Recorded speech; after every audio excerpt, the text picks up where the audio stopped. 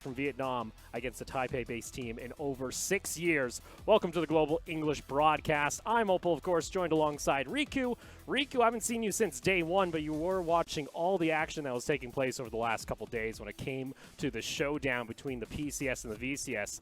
You know, are you excited to finally be here for this final?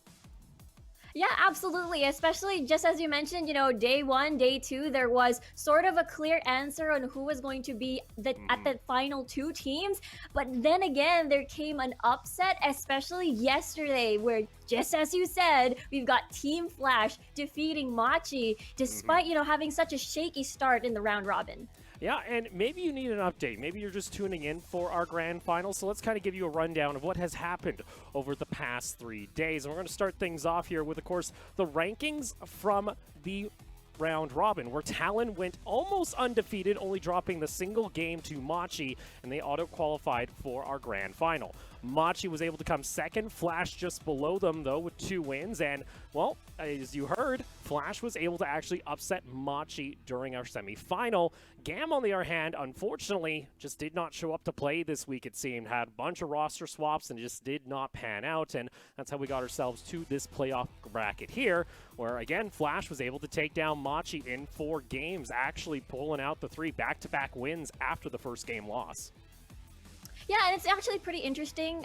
When we look at game number 1, they actually have their own roster swaps. They fielded in Ego, they fielded in Naul, and it's actually very, very interesting because they starting from game number 2, they started to go back to their strong roster that defeated GAM in the best of 5 in the finale of the VCS. Yeah, and I think we could talk a little bit about Flash here. Of course, they're coming out of the VCS, and the perks that we've seen from Flash, in particular in their series against Machi, because arguably I'd say day 2 round robin stage from Flash was almost non-existent. They actually went winless overall when it came to their showing there. And Machi was actually undefeated, but then we came in yesterday and it seemed like they were able to catch Machi off guard and always find early game punishments, especially in that mid lane. Yeah, whenever we looked at the matchups between, the VCS versus PCS, it seems to me that PCS in general have them figured out because, again, they have a lot of training towards these early brawl-style fights, which has been apparent in the former LSD teams, and therefore there's a lot of adjustments and evolution when it comes to the strategy of either Machi and Talon. And on top of that, too, it only took a while. It took a couple days, but we finally got to see 4Flash Slater come online on this Ezreal, where he was able to find himself a special all 4 members of Machi solo, and this pretty much saved the game for Flash and led them to victory after.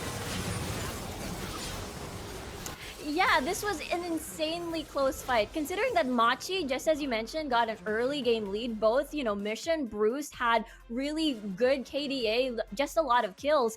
But because of Slater's performance in general in that series, they managed to turn things around. And on the other side of the rift, we take a look over to Unified alongside Kaiwing, and Talon's bot lane themselves. It's been struggling for the duration of this tournament, not looking all that hot. Yeah, if we flash back a little bit to day 1 when Kaiwing was interviewed, if they had to rate their bot lane, he said 0, and it has been quite the trend when it comes to Unified and Kaiwing in general, where they really struggle and getting, sort of killed by the enemy bot lane without every single time around level 2. Yeah, let's take a look on over to our Talon. Of course, the roster they are starting practically the same. They have not been bringing out any substitutes when it comes to at least the play here at the Mid-Season Showdown. Of course, we have Hanabi in the top lane, River in the jungle, Candy in mid lane, and like I mentioned, Unified and Kaiwing on bot side.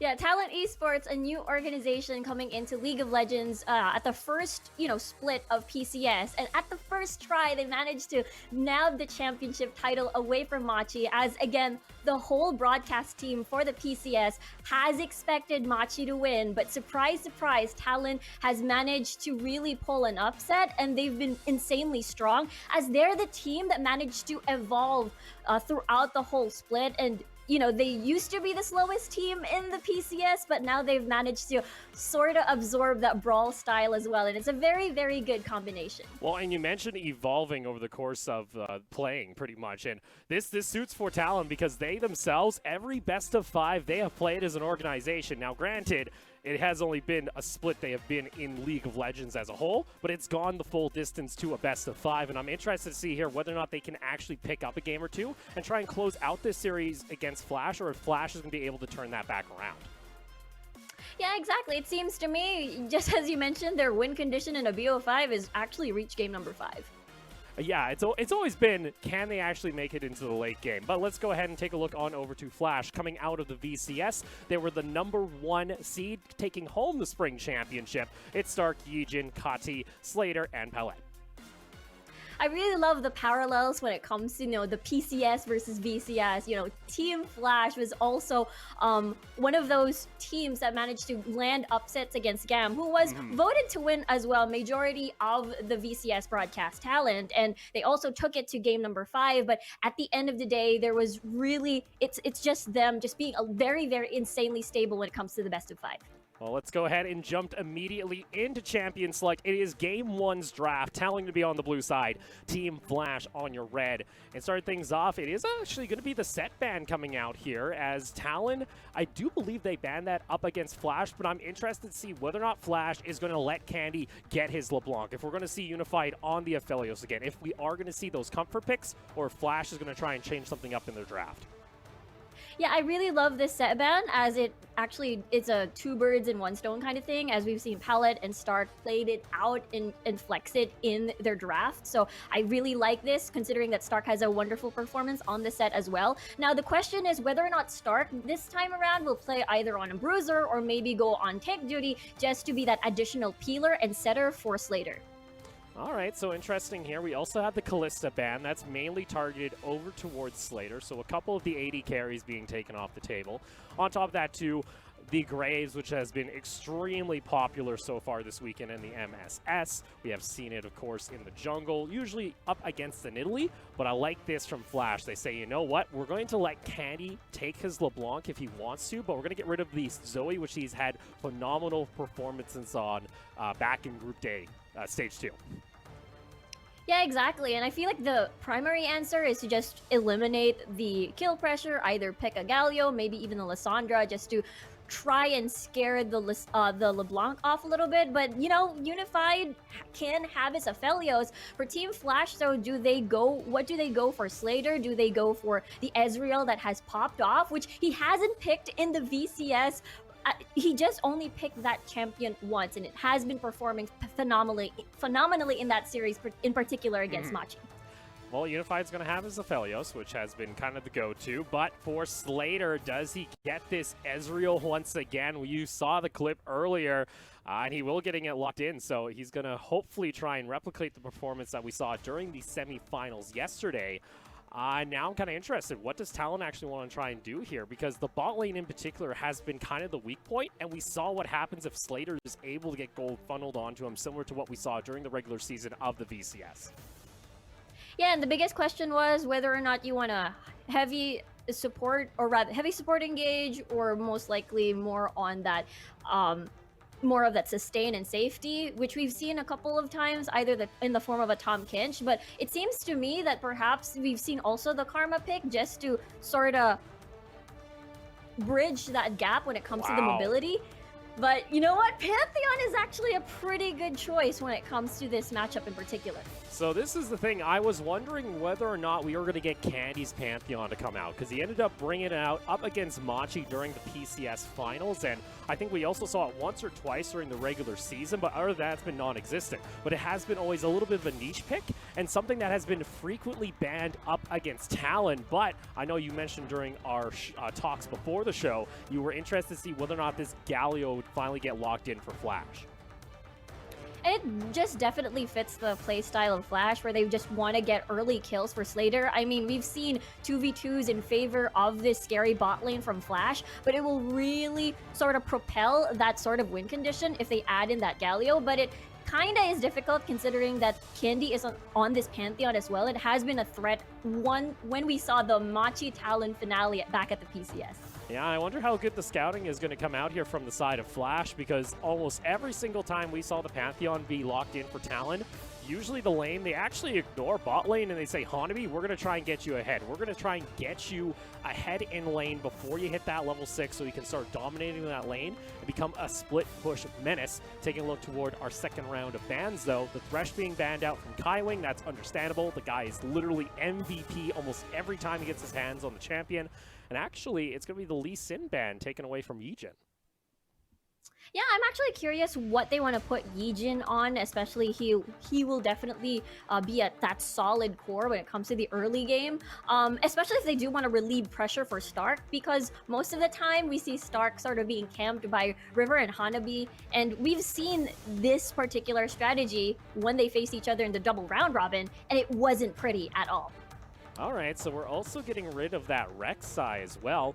Yijin, if you really wanted to, though, could always fall back onto that Skarner pick that Flash has always had in their back pocket, and it also pairs pretty well with the Galio. Can go ahead, impale someone, ult onto there. But one other pick that we actually have not seen at all when it comes to the mid-season showdown has been this Jarvan, and I believe Flash is going to be showing it for the first time.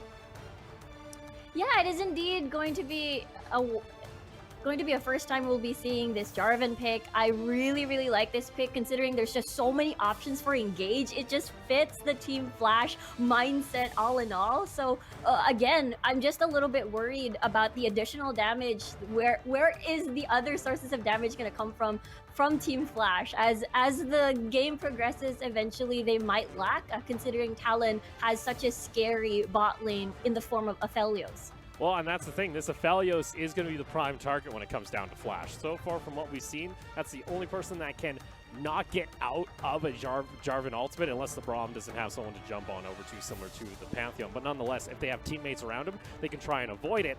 For Hanabi, though, this would be a nice pickup for the side, like you mentioned, complementing some of that damage and helping bridge that early mid-game so that the Aphelios can come online in the late game.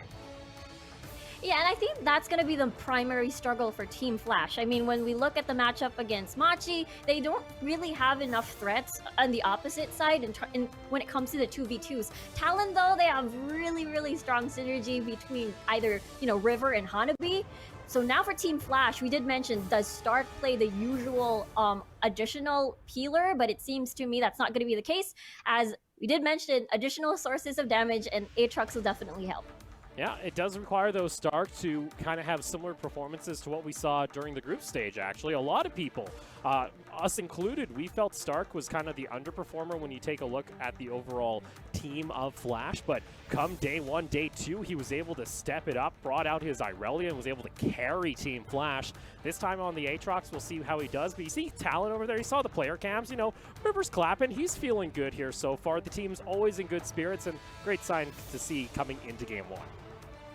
Yeah, quite understandable. Again, looking back at the round-robin performances, Talon completely demolished Flash, and it is quite the opposite of what happened when Flash had to fight Machi in the best-of-5 series yesterday. And, I can see why they're super-duper hype, and we'll see whether or not by maybe the 5th time that Talon reaches another best-of-5.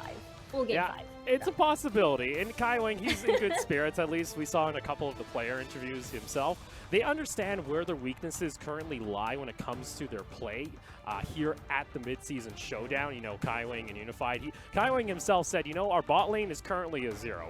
We're not playing well. We are not playing the same that we did back in the PCS, but at least, River and Candy have been able to step up to the table, excel in that 2v2 in the mid-jungle, and help carry them when it comes to the late game. Yeah, I mean, I can understand the pressure. You have a bot lane duo that has been together and hasn't been separated since 2017, and you're up against very two talented as individuals, Palette and Slater, that, Slater has been with, I believe, CBL for over a year, and now he still has to adjust. And we've seen that adjustment work so far in the series yesterday, and it's definitely going to be tough for Unified and Kaiwing. Well, if you talk to a lot of VCS experts, they actually say Palette is considered a pretty good upgrade when it comes to this roster. If anything, a lot of people look at this new Flash roster when they are running Kadi in the mid lane, not when they're running Naeul or Ego in the jungle. That's what we saw in Game 1 against Machi. This roster here that is starting, this is considered the best roster that they have in their arsenal, and is an improvement from what we saw during the VCS finals. Yep, absolutely, and that's the reason why I'm excited. I mean, Candy has been playing Zoe and LeBlanc, but this time around we're going to be seeing him back on this Pantheon, so we'll see how Flash adjusts to them now. Well, we'll see here. We're going to go ahead, load on into the Rift for Game 1 of our Grand Finals. It's PCS versus VCS. It's a throwback to the old GPL, and we'll see who can come on top as we load in for Game 1.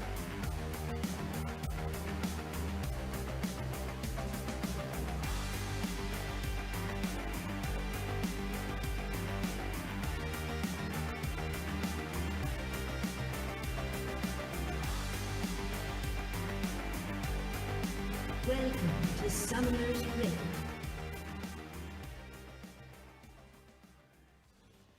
And for Talon, they've had themselves a day break. They were able to watch the series between Machi and Flash. I think they were a little bit disappointed that they couldn't go up against their regional rivals of Machi. If they actually played against Machi, it would have accelerated the game count from 14 games to at least 17 games those two teams played. So as a PCS caster, I'm actually relieved we get to see a new matchup here for Talon instead of, you know, the good old Machi Talon special. Give me some of this VCS chaos, especially the style that we saw in Game 3 and 4 of the semifinal yesterday. Yeah, the PCS special is definitely, I'll meet you at Rift Herald, I'll meet you in Dragon, and that's like, we'll see how it goes from there. And with this one though, Talon again is pretty much used to the brawl style early aggression, especially when they had to go against Alpha. They had to go against the former LST squads like, you know, Nova, Liab, and they're pretty much used to it, and they've adapted it too into their sort of as a strategy for their team. Interesting for me, though, this is the first time we're seeing during the tournament where Nidalee isn't necessarily going to be matched by an aggressive jungle like a Graves. It's going to be more on Yijin on this Jarvan that's, you know, looking to set up for those ganks once he hits level 3 into that level 6 as well. And I think for River, it gives him a little bit of an opportunity at least to try and maybe catch out Yijin early and try and find success like he did in the group stage on this champion. Yeah, it's just one of those things where I'm wondering whether or not Yijin likes to match River's potential aggression when it comes to the top side of the map, just to propel Hanabi into that monster as, you know, win conditions, Slater getting ahead. But if you have Hanabi ahead as well, then he will definitely be that key, that access towards backline just eliminates Slater later on. Also now into this mid lane too. You got Kadi going up against Candy, and I will say, oh no, I've seen this one before. Khaled did hit level 2. We mentioned that Talon's bot lane, the level 2 has been absolutely atrocious, is the best way to put it. And I saw Unified walking into melee range of a Nautilus again. I was getting some flashbacks to what we saw during the group stage play. It looks like they'll be fine, and they're able to survive that power spike, you know, in Asterix. Ripper here is going to be spotted out. Unfortunately, like I mentioned, Candy loves to roam up toward the top lane, so we're going to see whether or not Stark can actually survive, already pathing to the second-tier tower. We'll be able to back off as Jijin also comes by for support. And this is quite similar to what, you know, Flash had to deal with when they had to face Gam in the VCS finale. It is just Levi and as well as Kiaya doing plays, making plays around topside most especially. And again, this sort of strategy is definitely not familiar for them. And for me, I am looking forward to the 2v2 kills at bot side for Slater and Pallet. But Unified Kaiwing has survived the level 2 for now, and looks like it's not going to be a repeat of what happened from the previous round robin games. But you know, once level 6 hits for these mid laners, that's when everybody goes flying into the side lanes trying to make the right gank path. And I'm going to be interested to make sure if Flash are able to get some deep vision to try and spot out when Candy is going to go for the roams, because I can almost guarantee that Kadi is always going to be reactionary to Candy, and River actually able to get a nice little invade here, wants to get some damage into the 1v1. Conqueror on both sides, so they're able to at least sustain each other, and River's still going to try and path. Lands another spear. Yijin forced the flash away. River, though, looking for the kill. The shield comes back on up, but unfortunately for River, he is able to find the kill, and that's first blood going on to the Nidalee. Beautifully done by River. I'm pretty sure Yijin did not expect that to happen, especially that there's not a lot of vision to work with, so it was just River lying and waiting for the correct timing. And, you know, Kaiwing has actually managed to roam towards mid too in case for backup. Yeah, Now we'll see here again. It's just River going for these invades while he's playing this in Italy, and I think he's loved that the meta has shifted over here in patch 10.10 to allow him to play stuff like in Italy because he loves being aggressive. He always said during the PCS he was kind of getting bored of all, you know, the tank champions he was having to play.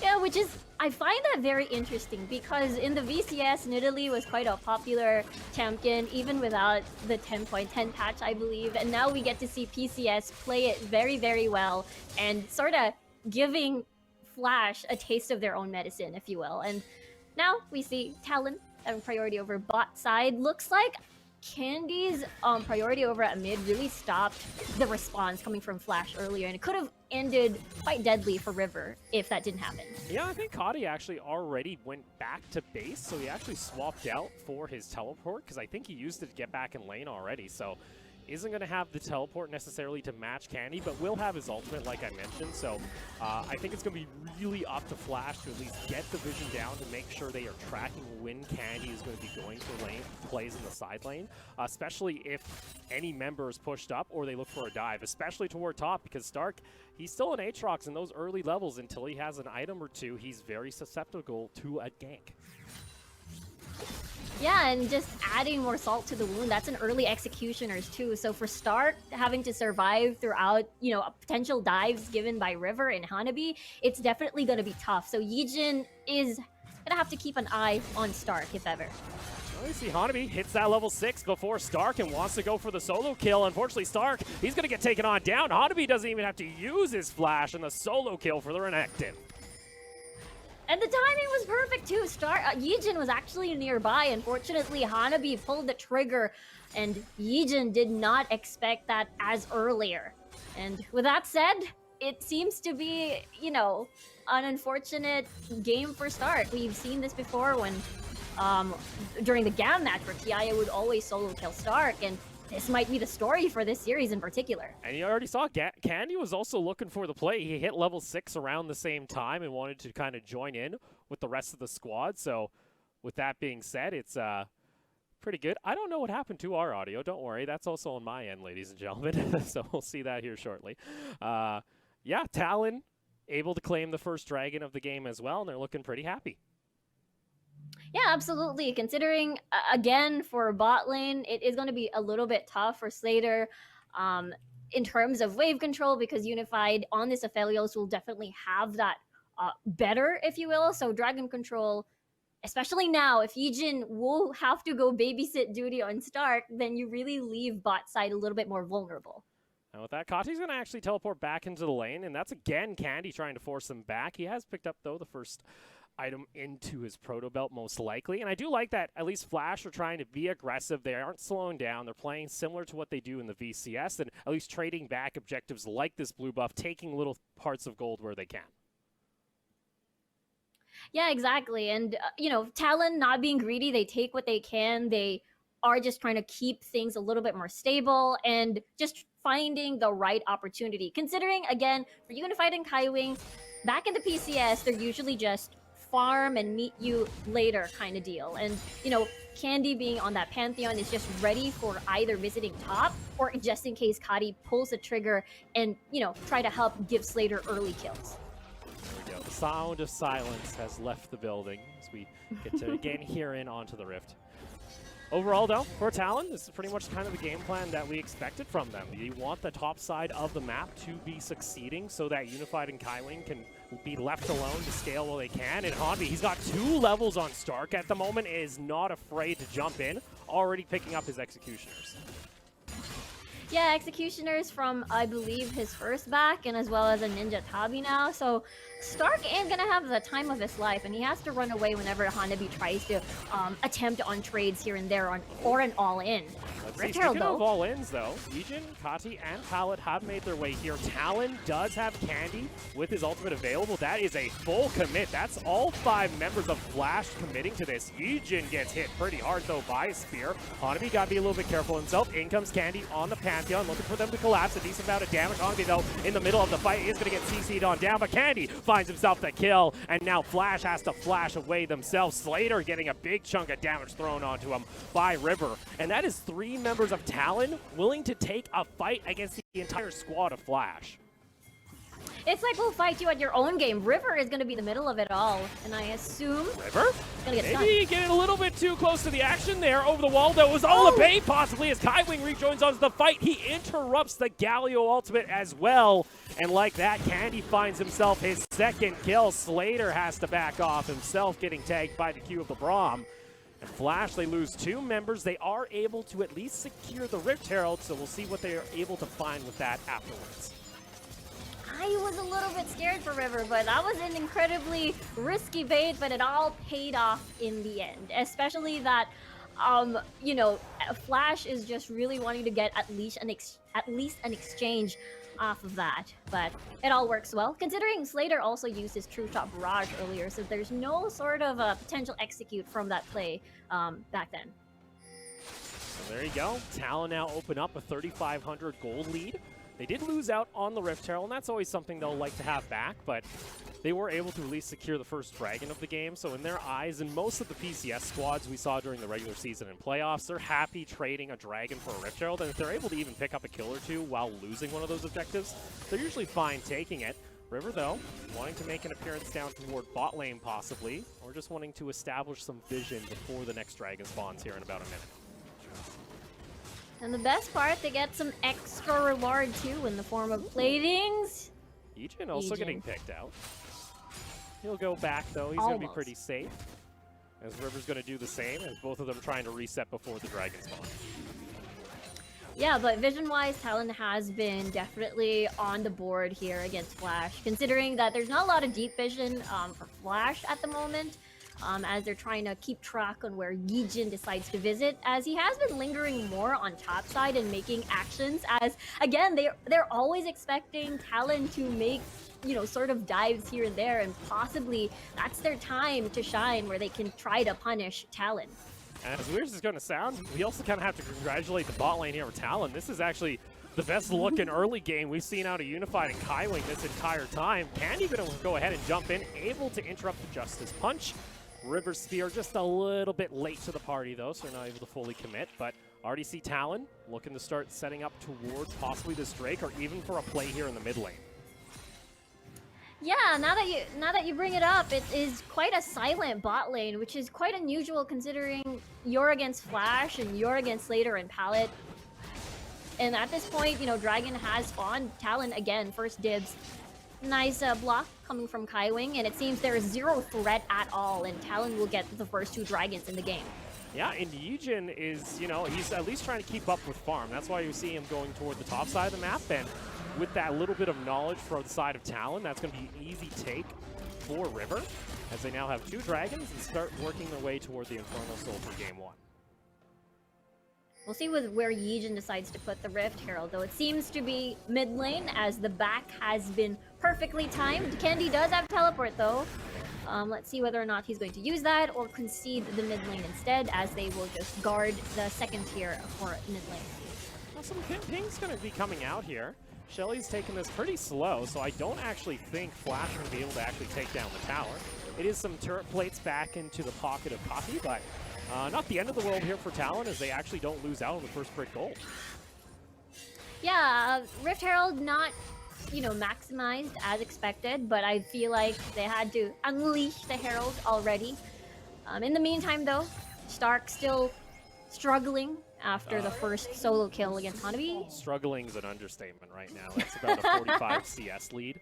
Hanabi's been able to actually accumulate over this Aatrox. Practically one component or one big component item ahead of that Aatrox. This was something that we kind of expected coming into the tournament. Stark has been able to prove us wrong with some of his performances, but so far it looks like Hanabi, similar to what he did with Ziv back in the PCS playoffs, he said, you know what, I don't really want to play tanks, I want to play brawlers, I want to get in on the action, and he's showing up here. And that's the thing that I like about the parallels of Talon and Flash in general. Not only their performances, who they were in the respective regional tournaments, but also, you know, Hanabi and Stark are quite similar. Like, for example, you see Stark, Hanabi would always default back to Ornn and be that, you know, game setter, that main engage for the team for their 5v5s, but would also fall back into these, you know, 1v1s, these bruisers, these flankers, and it really does show. Unfortunately, you know, Hanabi is just so talented, and at the same time, it's just so hard to try and, as he's, in my personal list, he's the, my best top laner in the tournament. Yeah, that's going to be a 60 CS lead, by the way, now, as he's also picked up the first turret gold as well. That's a pretty big Renekton, and this has been something we have seen happen a couple times. Let's see if Kaiwing's going to get caught out. He's on top of Ward, and this has happened so many times to Kaiwing. It drives me a little bit crazy. He does go into stasis. He should be able to survive, but that is, again, a stopwatch you would love to keep. Yeah, that was a stopwatch, perhaps around Rift Herald take, perhaps the next Dragon. That is actually quite risky considering, again, you mentioned it has happened countless of times in the tournament, and at least, Kaiwing did not die. Yeah, I don't know what it is with the bot lane here of Talon, but they love taking backs when they are. I almost feel like they're getting a little bit overconfident. But we've seen from the VCS squads, in all honesty, you can have sporadic vision come out from them in this bot lane. They'll put a ward here and there and just see whether or not they can find a quick catch. And Palette has never been shy to try and go for an engage like that. And we've seen Palette pull the trigger first on his Alistar in the series against Machi, and I think that is absolutely the scary part. You give 1 second of window of opportunity to take advantage, and they will. So with that, Talon have been now able to secure the top scuttle, and River's going to go ahead and start onto the Rift Herald here. They still have themselves about a 4,000 gold lead. Hanabi is also now onto the bot side of the map, has teleport available. You can see Talon not afraid to just try and go for a fight here. Pretty much pressure Flash to back off. Infernal coming up in about 1 minute, but that will allow them to go ahead and take this Rift Herald. Looks like uncontested. Yeah, timing is going to be perfect too. They get the Rift Herald, they get their resets, and most likely if they are ready to fight, if they want to fight, then they will take positions, probably get a pick, 1 pick at least to get control over that dragon and transition over there.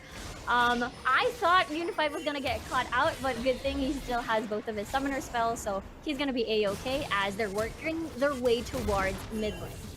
Speaking of bot lane, though, Yijin's also going to show himself. Hanabi's going to go for this back, but still, that's 4 members. Meanwhile, Rift Herald's actually going to be popped in mid lane.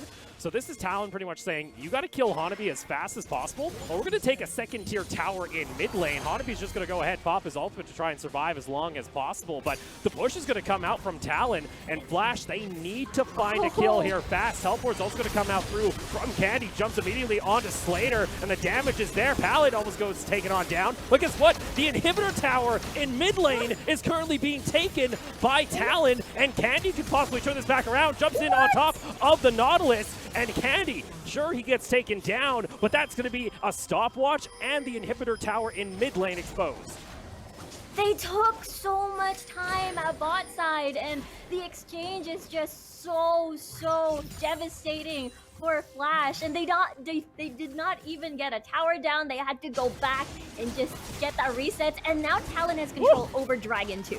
That's a massive swing. That's now what? Is. You had 3 towers taken in mid lane. You now set yourself up for Infernal Soul. So you're going to have likely your second items complete on most of your carries on the side of Talon by the next time that spawns. This is a beautiful setup for now the next soul point coming out for Talon in the next 5 minutes. And the interesting is, Flash really wanted to commit despite seeing the Rift Herald being unleashed in mid. Like, okay, we're already here, we're diving for a man, we have no choice but to fully commit to this. Unfortunately, that teleport from Candy just bought so much time too. The Flash just had to summer okay, Slater with a steal. Okay, that's like a good deny. But then again, you lose an inhibitor tower, and that's going to be very painful later on. And it comes down to this bot lane where Hanabi realizes, all right, I have 4 people on top of me. What can I do to try and extend this as long as possible? And Candy even comes in to also help out, and they actually trade back kills. Yeah, that's the thing. They weren't able to execute this as cleanly as possible. In the map, they couldn't exchange it in a better form, and Candy even getting that kill over towards Pallet is just quite not what expected, and it's very sad to see. Well, meanwhile, oh Stark, oh boy. That is the squad of Talon coming on over. Candy, does he actually get the execute? Oh, he will. So Stark doesn't give over anything, and that kind of opens up a little bit of room on the bot side of the map for Kadi to actually go ahead and get some damage. Yeah, I mean, this gives room for Flash to at least... Oh my. He goes in. Candy, he's not afraid to go up on this, actually. So, Pantheon looking a bit scary himself. Now 3-1-0. Even after that death, has picked up his Ghost Blade as well as working towards Black Cleaver. Speaking of items, Unified's also now starting to come online with this Aphelios. You have the Runeance and the Infinity Edge complete. So these team fights are going to start looking a bit nasty from the Aphelios. Slater. I was a little bit worried what Slater was trying to do. Thought he was going to try to flank, but he's going to try to poke. I mean, the Gauntlet will definitely help Kite a little bit more. But at the same time, was a little bit afraid. Hanabi, though, does have teleport, so that's something that Flash would consider if they don't want to get an all-in, try to make a pick-off. We've seen this Now happen Baron's before. getting started. All right, they tried to go for a sneak on the side of Talon. Does get spotted out, though, by a blue trinket. Take a look at your gold graph, too. That is a pretty gold graph if you're a Talon fan. Unified is online. Hanabi is bridging the gap from the early mid-game. It's all kind of going to plan here for Talon. At least for Flash, though. We are starting to see this Ezreal start to come online. Slater likes to go into this Murmana Iceborne and then usually into a Death Dance and Bork. He comes really hard to kill. Hook is going to land underneath the tower. Pallet, though, is going to get stunned up immediately. Ultimate comes out from the Aphelios, not able to take down the kill. Hanabi also on the hunt himself. No flash available. Pallet, though, gets the hook, able to Spider-Man himself to safety. Candy's Candlin able to get a little bit of damage. The stun lands onto Yijin. They are able to disengage. Infernal, though, coming up in about 2 minutes. That's going to be Soul for Talon. And again, with the map state that Flash has to suffer now, especially again, it's just a huge swing for Talon after that attempted dive from Flash. And just, you know, Talon maximized the value of that Rift Herald. And at this point, you know, Flash is just trying to pick up the pieces, see whether or not they can make a fast pickoff. They do have that, you know, solid form of numerous engages, if you will, but at the same time, this is the point where Talon is not going to be separated, and at that point, your only choice of action to kill would just be Hanabi. And even then, Hanabi, once he's actually finished off this Bork, he becomes an absolute menace in a side lane where Stark is going to have a really tough time trying to answer him. The fact that Hanabi is practically an item ahead at the moment with that Executioners as well in his back pocket, this Renekton is huge. So it's very difficult for Flash to really do anything until Stark is able to, you know, farm up a little bit and at least able to contest waves. Yeah, exactly. For Flash, they have to invest a lot of resources just to eliminate Hanabi. And I mean, they're trying to make some sort of attempt, but we'll see here in the mid lane, though, as a Flash, again, just wants an opportunity. I think Candy really wanted to try and go for a play. You saw a bunch of pings actually coming out into that mid lane. In comes Candy, popping the Pantheon ultimate, going to push it right through the jungle, gets in behind Yijin. Candy, though, he's going to be separated from the rest of his team, so Talon get a little bit crazy, but Slater is already taken down by River, and unfortunately, they do get dogpile onto Candy, but it's just not enough damage, and they also take down the Nautilus, and with that, the bot lane of Flash is gone. And they can go ahead, if they want to, on the side of Talon and rotate for this Infernal point.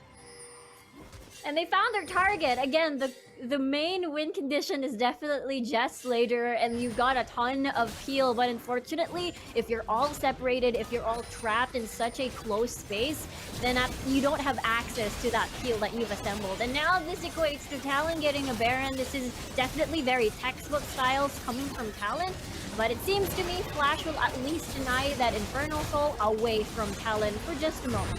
I'm actually shocked that Talon decided to go for the Baron right away, but we have seen them. If there is an opening, they will take it. And this play, it was set up about 30 seconds before. You heard Candy pinging like a madman, said, let's go for this play. I got my ultimate. Let's cut him off.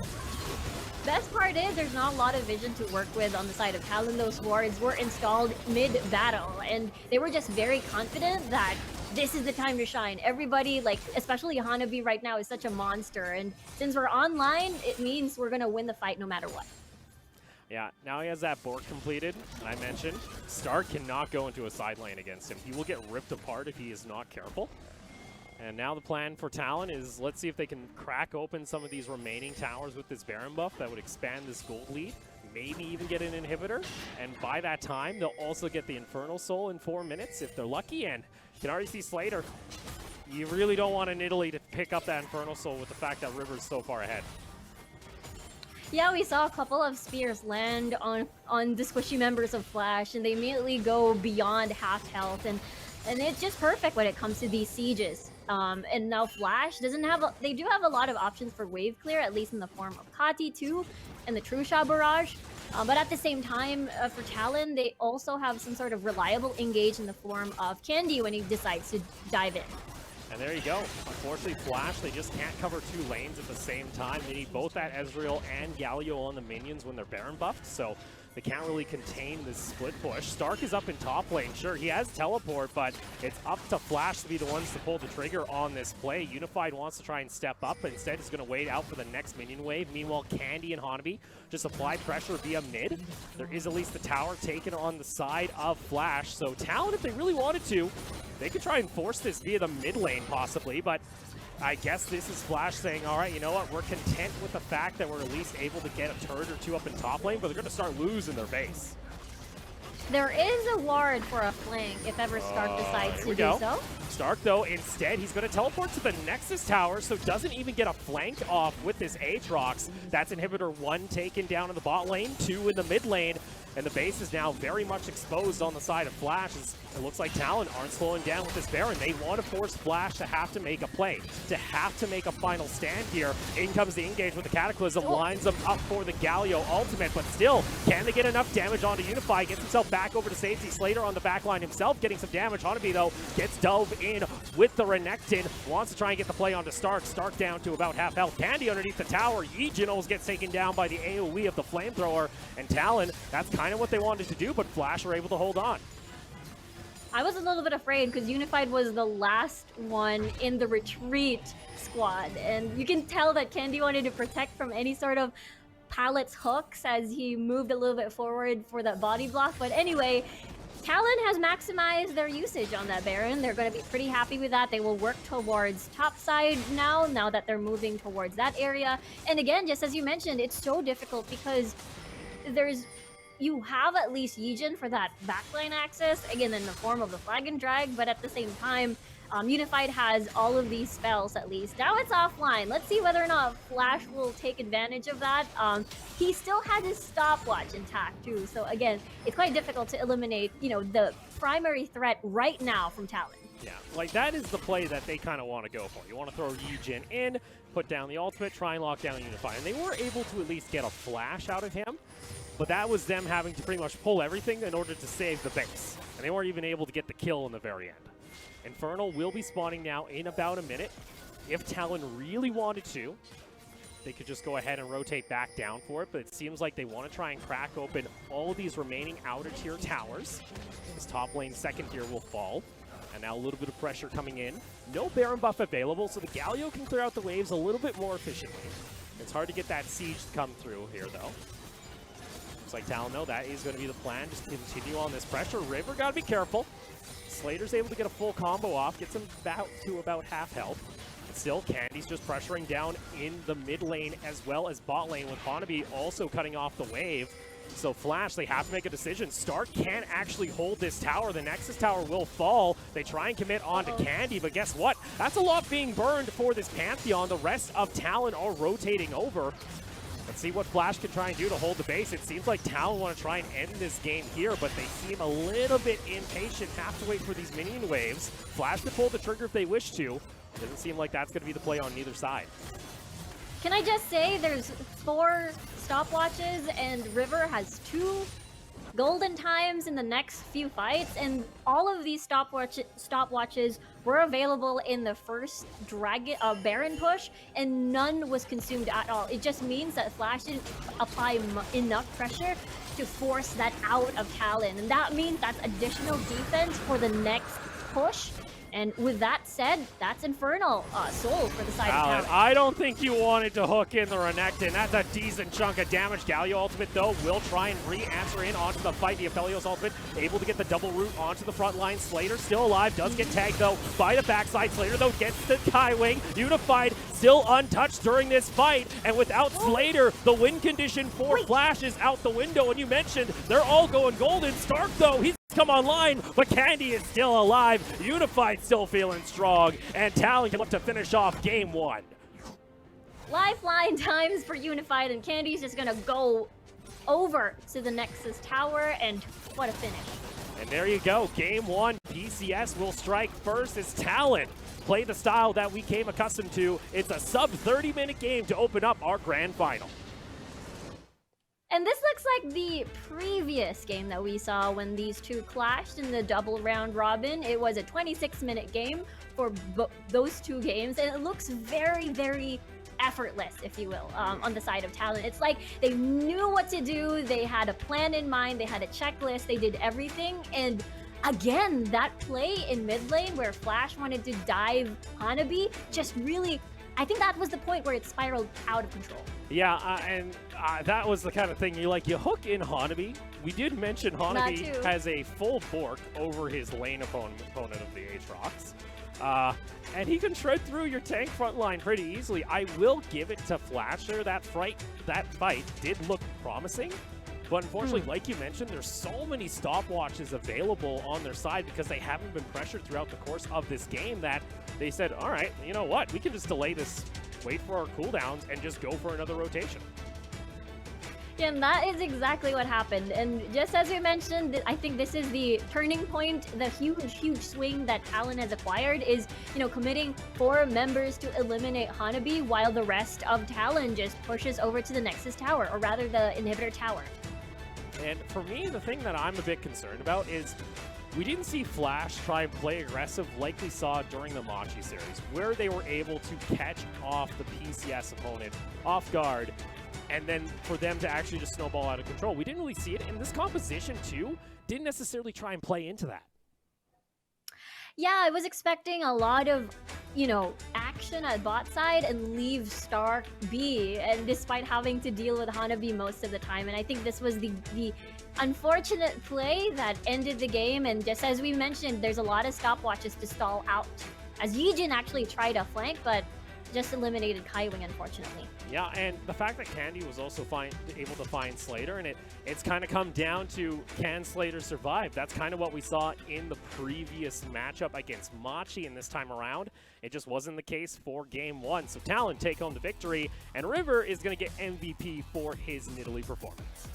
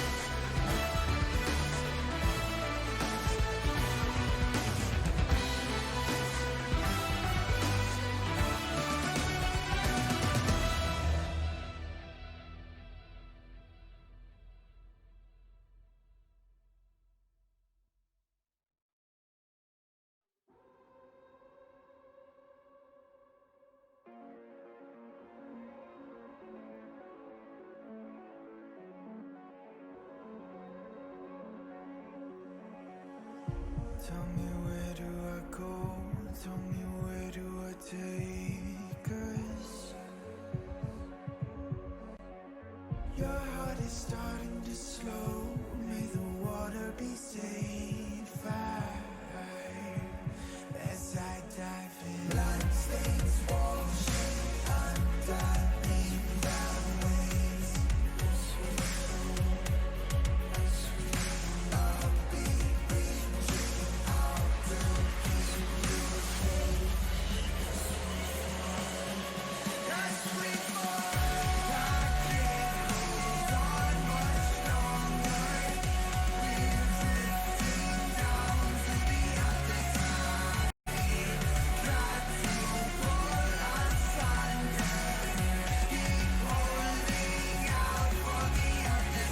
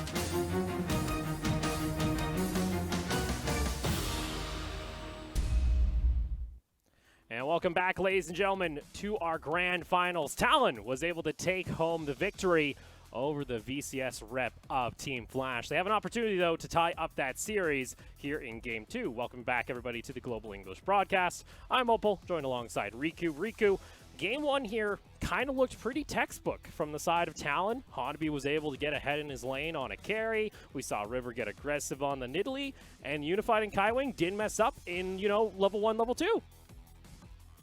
Yeah, I mean, after looking at the round-robin matches where Unified and Kaiwing would always fall for the same trap of the level 2 spike of the enemy team, it's such a huge improvement, and it just makes things a little bit more harder on the side of Flash, considering, again, they play around Slater and Pallet at the bot side of the map to get ahead, get those either 2v2 solo kills, but it didn't happen at all, and, top side also became such a huge monster as Hanabi was quite such a very talented player.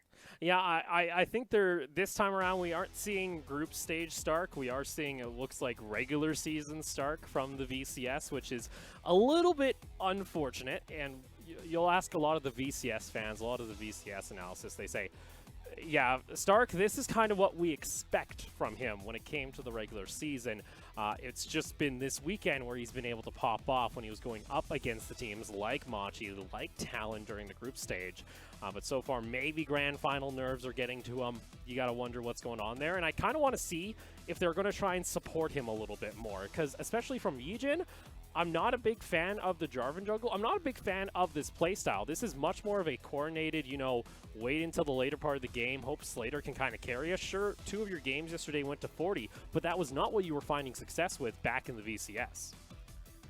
Yeah, that's the thing. I mean, you were against Machi. They're the type of team that likes to take it a little bit slow, but you're against Talon that once they're ahead, they really want to keep, hammering that lead, and that's going to be a huge problem, again, for Flash. So if they want to get ahead, then they have to do it as early as they can.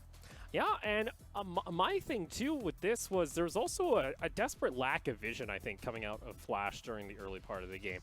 I did like, though, that you could tell they had done a little bit of scouting themselves. They realized that Candy, with this Pantheon, he loves roaming up to the top lane. We did see it at that level 3 where Stark was even possibly going to get dived. So it's good to see that they have done a little bit of their research, and maybe they can bring some of that into Game 2 as we go ahead and load on into Champ Select. Flash has opted to take blue side as losers in in best of fives do get side selection into the upcoming match. Talon will be on the red side, and we're going to start things off with an Italy ban actually away from River. Now it makes me wonder if we're at all going to be seeing Graves and Italy, or perhaps those two champion picks are going to get banned, which is... Nope, we're not going to see. So perhaps Team Flash and Talon in general are going to fall back to their usual picks that we've seen back in either the respective finales. And just as you mentioned, like, what can they do to relieve, Stark at topside? Because that is going to be an unfamiliar strategy, because despite, Levi and, Kiaya were constantly diving on towards Stark, Yijin just tried to focus more on Slater at bot side. All right, so seeing here from Flash, it looks like a missed ban. So we have had an issue or two where teams have not been able to lock in bans, and I am getting confirmation that we will try and looking like we're going to remake the champ select. So, of course, the Graves and Nidalee are going to stay the same, but we will be having to remake this after a quick and short little break there. So let's come back into this draft in particular, I guess, what we can kind of expect. Like, if you are on the side here of Team Flash, are you willing to try and, give up some of these other picks to try and get it back onto your side here? So you want to try and give up that LeBlanc and see if you can try and answer it with the Lissandra from Kadi, so you can try and open up another option for Stark? Or are they going to try and just draft what we saw back in Game 1? Yeah, I'm a little bit afraid because, there's a lot of hype when it came to Slater, what he's going to pick. There's, the chat is going like, Kaisa, Slater Kaisa waiting room. And when he did finally pick it, it was actually a little bit... Actually, he did pretty decently, but unfortunately, it just didn't really work as the monster Kaisa that we were expecting. And normally, we see him fall back to the Felios, maybe even the Varus, and you even pair it up with the Yumi just to compensate for how vulnerable these two particular champions are. But at the same time, it doesn't really, fit the expectations of what people want to see for Slater and how it works with the team. So now I feel like whenever he goes, that sort of champion, Yijin is actually there to pick up the pieces and perhaps maybe get a power farming jungler. Yeah, I'm interested to see what the plan is going to be for Flash, because I truly felt like you were just outclassed when it came to that play style if you're on that team when it was back in Game 1. It just felt like that town was kind of running on all cylinders, and we didn't see what made Flash so competitive back in the VCS, being able to take on teams like GAM, where, remember, both of these teams that are coming into this final, at the end of the regular season round robin in their respective regions, they were actually second/third. They were actually not expected to be the dominating force in the grand final. They actually took it away in a Game 5 where they both were able to succeed. So I want to see Flash at least try and fall back onto some of those playstyles, especially from what we saw in the matchup against Machi yesterday. Yeah, I mean, Flash is the type of team, too, that managed to have this mental fortitude and not crash and burn when it comes to the best of fives, despite, Game 1 being such a very, very strong loss. You did mention that it's quite similar to the game number 1 of the match against Machi. For Talon, on the other hand, I feel like it will take so much to sort of destroy their mental state. Again, we brought up how many best of fives they've managed to complete, and they've had experiences in games where it's such a crushing defeat, quite similar to this. And I guess you also have to kind of fall back to, because we also forget to mention this a little bit about Flash, because we talk so much about Slater, but there was also another member on this team, Yoshinoyo, that was, again, that top lane menace most of the time, where it came time and time again where he was also one of the main focal points, but he isn't actually playing in this tournament. That's why Stark has been subbed in. Yeah, Yoshino, I remember he wasn't able to play during the finals, and that's the reason why, the general consensus was, okay, GAM has this in the bag, but it didn't really hurt them as much as, again, they had Slater to fall back into. Yeah, we keep forgetting to mention that about Flash, and I was like, there's something out about Flash. That is one of the main focal points. That was one of their win conditions in the regular season. So they themselves have had to kind of adjust here for this tournament. So you actually got to commend them on that front. We're back into draft, though. It looks like the plan was for a Varus ban, and immediately here on Talon, they say, all right, well, we just don't want to see that Syndra in the mid lane for Kati. Yeah, and most likely also a good target ban towards Slater, just in case Talon decides to go back to the Aphelios if Team Flash decides to open that up, which seems to be the choice here for Team Flash. Now, the question is, what type of dynamic do they want to go for this time around? Do they want Stark back into the Ornn? Either maybe a Maokai or something a little bit more utility when it comes to the fights, a little bit more safer, if you will, against Hanabi's Onslaught? We'll have to see. All right, so no set for Talon, and with that too, it's going to be the Zoe ban away from Candy. So Candy ain't getting his Zoe. It's been now a couple times been taken away from him during the draft. And what's this first pick? What is the priority going to be here for Flash? What do you think you must have? The Nautilus lock-in. All right, well, I've heard of crazier, but a lot of focus onto this support that can act as a playmaker for Palette. Yeah, it does enable what Team Flash want to do when it comes to the early phases of the game. Again, Slater not having to rely too much on Yijin to get a few kills here and there against Unified and Kaiwing. Again, because the strength of this duo is not only their long-time synergy, but also the way Kaiwing moves around the map with River. But because of how aggressive Flash is, Kaiwing is, going to be on guard duty for Unified, and now that's going to be the Aphelios being taken once again. All right, so Unified's going to have his go-to there. So not a bad pickup there on the side of Hanabi. And we might actually get to see River once again. Yes, it will, on his Trundle. We actually saw that in one game where he was able to do just fine with it during the group stage. Yeah, it seems to be, the PCS special. There's not a lot of huge threats at the moment as, Graves is eliminated, Nidalee is eliminated. Now, I am curious what Flash decides to go for. We've seen Yijin play on the Olaf before. This did make it through. Callista being picked off by FL. So there we go. Callista getting locked in. There's been a reason Slater has drawn a lot of bans on this champion, by the way, for the last couple of days at the Mid-Season Showdown. So we get to see him on a Callista, pair that up with a Nautilus. So if anyone gets caught out by that Fate's Call knock-up, it's going to look pretty good. Gutsy decision. You are looking to blind pick your top lane here for Stark after seeing that Hanabi was able to dominate the matchup. It does allow him to have full choice when it comes to this matchup in particular. Now, I guess what Talon wants to decide for or go for is either, okay, maybe Hanabi can go for the 1v1. That seems to be, might be the case here, especially his performance earlier in game number 1.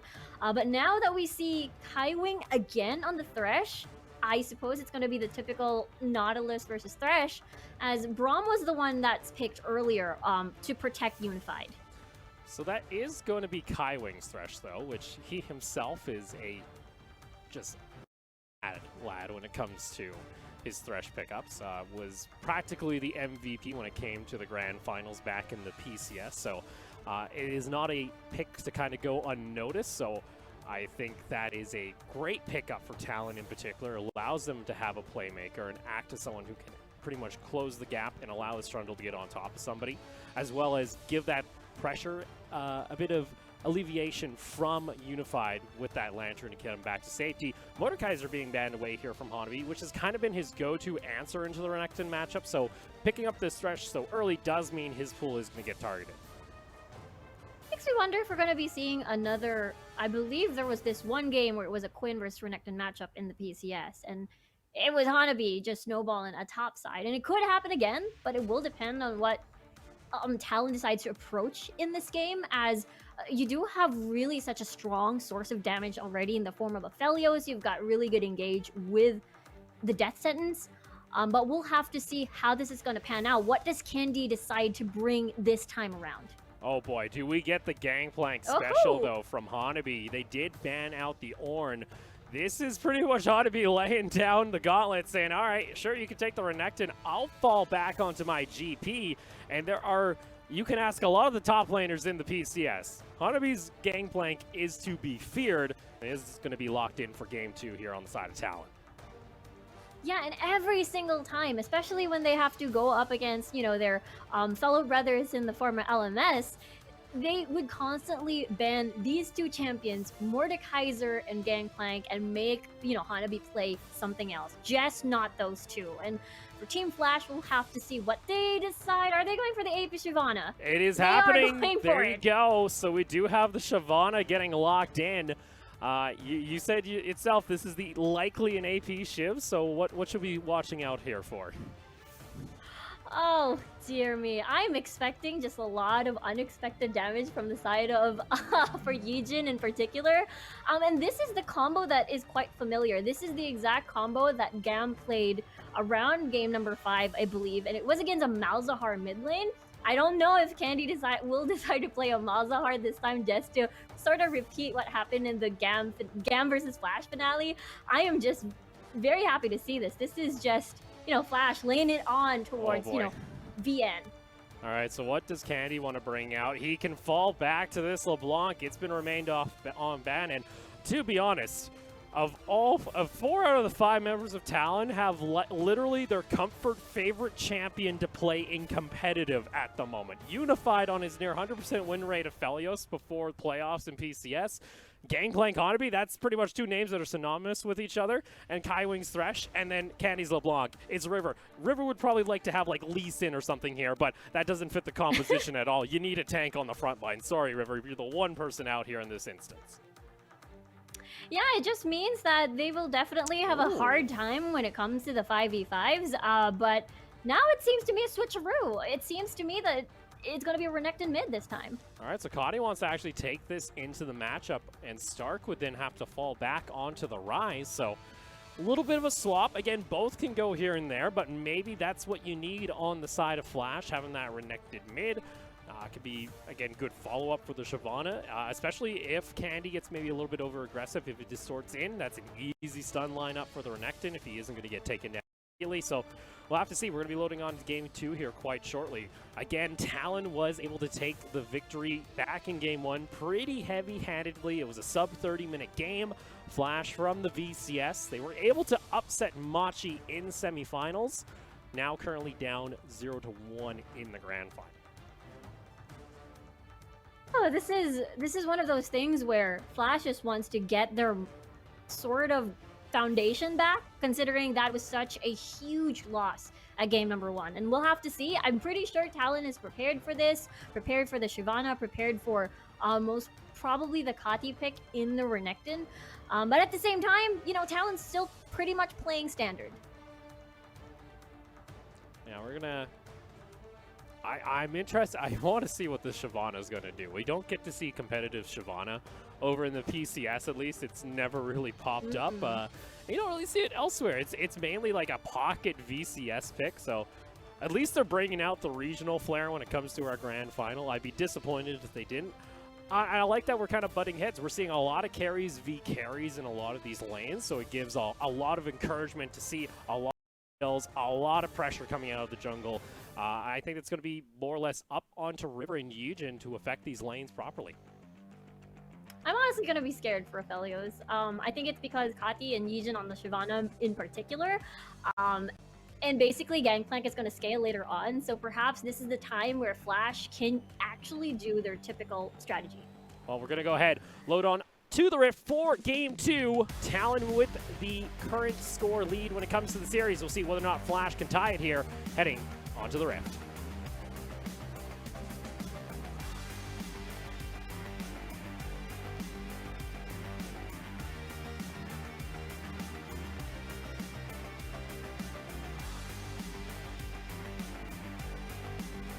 Welcome to Summoner's Rift.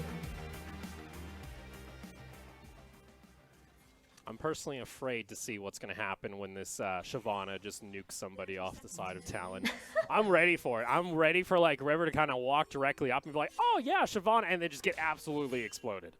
I think that'll be hilarious. Yeah, it would be hilarious. I've seen a couple of E-snipes from, I believe, the finals of VCS, so I think that could be something that Talon should really, really watch out for.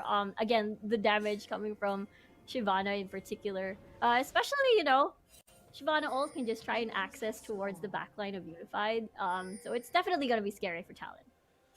Yeah, I'm happy though we get to see Hanabi. We get a GP finally from him. I think, when was the last time? Did we get to see it during finals of PCS? No, I think it was semifinals that Talon was able to run it at least once, so it's always a treat to get to see him play his Gangplank. Usually, don't be shocked if Hanabi gets himself a massive CS lead, similar to what we saw during the first game. I think Stark, though, is not a bad matchup. He can at least clear out the waves and kind of just at least sustain and at least deal with the pressure that Hanabi is going to be exerting? Or do we have Hanabi going mid and Candy's actually going to be playing up on the top lane? Oh my, oh my. It's been a while since we've seen an actual solid swap back in the PCS. This happened during the group stages, during the regular round robin. But I believe Talon, this is the first time we've seen them in a while. Oh, Kaiwing does get hooked there. Unfortunately, not a whole lot of damage coming out from the side of Slater and Pallet, so won't be the first blood going on over. And we mentioned that these early levels can be rough for the side of Talon. But yeah, we get to actually see Hanabi go into the mid lane, so they pretty much said, you're not running away from this matchup, Cotty. You can see Hanabi is not afraid to run at you and wants to at least try and force a flash. Almost able to get the solo kill in mid. Yeah, I mean, Kati is forced to get that early back without having to, you know, maximize his first back at least, having to consume an early teleport too, just to try and mitigate his losses. But that's going to be definitely a tough lane, and I feel like Yijin has more lanes to watch out for to relieve pressure. And still, Kati, he just, you know, teleports into lane, and, you know, Hanabi's like, okay, I have barrels already set up, but I don't really care about that. Hanabi, though, he loves, it's a gangplank. You're always going hyper-aggressive, especially early on. Also has that teleport to get back into the lane, as he has run out of his corrupting hot potions. Yeah, I mean, we've seen Hanabi being getting camped by either, you know, the Renekton versus Gangplank matchup, especially if you add in, you know, the jungler into the equation. But it's not going to happen here, considering this is I'm pretty sure Kati, or rather Flash, did not expect the switch up. But now Stark, you know, having priority at top side, we'll see whether it's kind of hard to dive LeBlanc though. That is the sad part about the switch up. Yeah, it means Candy can at least play back. It is a long lane, but you know, you're not really known for your very far gap closer when it comes to the Shyvana jungle. Hanabi, though, has to get himself back over to safety. Unfortunately, he does not have enough mana, and he will get punished as First Blood goes on over to Stark. Never mind. I was talking about dives, but we mentioned that Gangplank is so susceptible to dives, but it doesn't matter if you're a little bit extended over on towards the mid lane, and unfortunately, Hanabi had to fall. Yeah, and it doesn't matter if Yijin doesn't really have, you know, point-and-click CC. Stark does. So, unfortunately for Hanabi, he's going to get taken down and maybe getting a little bit too ambitious when it came to this mid lane matchup, as now Stark is actually going to pair himself into mid. Yeah, it's going to be a little bit of switcheroo, which I believe is going to be a little bit difficult for Hanabi to handle. It seems to me Candy might go back, so perhaps this will be the switch up that we are expecting, so that it's a stabilized lane, if you will, mid to mid. But so far, it has been a little bit calm when it comes to the bot side of the map. Usually, we already see a first blood prompt, but I think the first hook from earlier was the attempt, and now they're going to be just farming a little bit more. We already see Candy's already looking to roam toward mid, so it looks like that is going to be the call, as Hook does land onto Unified. Very nicely done, and a big chunk of damage coming down out onto the Aphelios. The root back, though, is starting to get some decent damage down. Kailing does not have Death Sentence available for a couple more seconds. Still pretty long cooldown in the early levels on the Thresh, as River was pathing down, but Talon might be fishing for another play. There's no heal anymore from Unified. Exhaust and a heal is going to be exchanged. Hanabi. Kati has been definitely stalking Hanabi here, as this is the third iteration of the swap. But now Talon does have priority over this dragon. We'll have to see whether or not they decide to make a pick first, or just go back and concede. Well, it's actually not a bad start here for Flash. You got First Blood, and you've also kind of interrupted River's super early plan, which has always been to try and go for an early Drake. Now, the side of Flash, do they actually know where this Trundle has gone? Kaiwing is positioning himself a little bit aggressively. Minions, though, able to soak up the hook, and that's going to pretty much be the cue for River to head on back to base. Hanabi almost gets dove here in top lane. Yijin's at least applying pressure. Yeah, this is definitely quite a familiar situation that Hanabi has to endure in the first, I don't know, 15 to 20 minutes of the game, especially if you have like the complete CC plus damage in the form of Stark and as well as Yijin. But this is Kati here. So this is going to be just, you know, you dive in, get that stun, you twirl around. Hanabi, This you is should scary. know better. Hanabi? You should know better, Hanabi. You just saw the Shyvana as well as the Renekton pathing behind you in the tier 2. Hanabi, he does not have his flash available. And that's going to be the kill going on over to the Shyvana. Hanabi making some very lackluster moves, to say the very least. This is him just getting, I think, overconfident.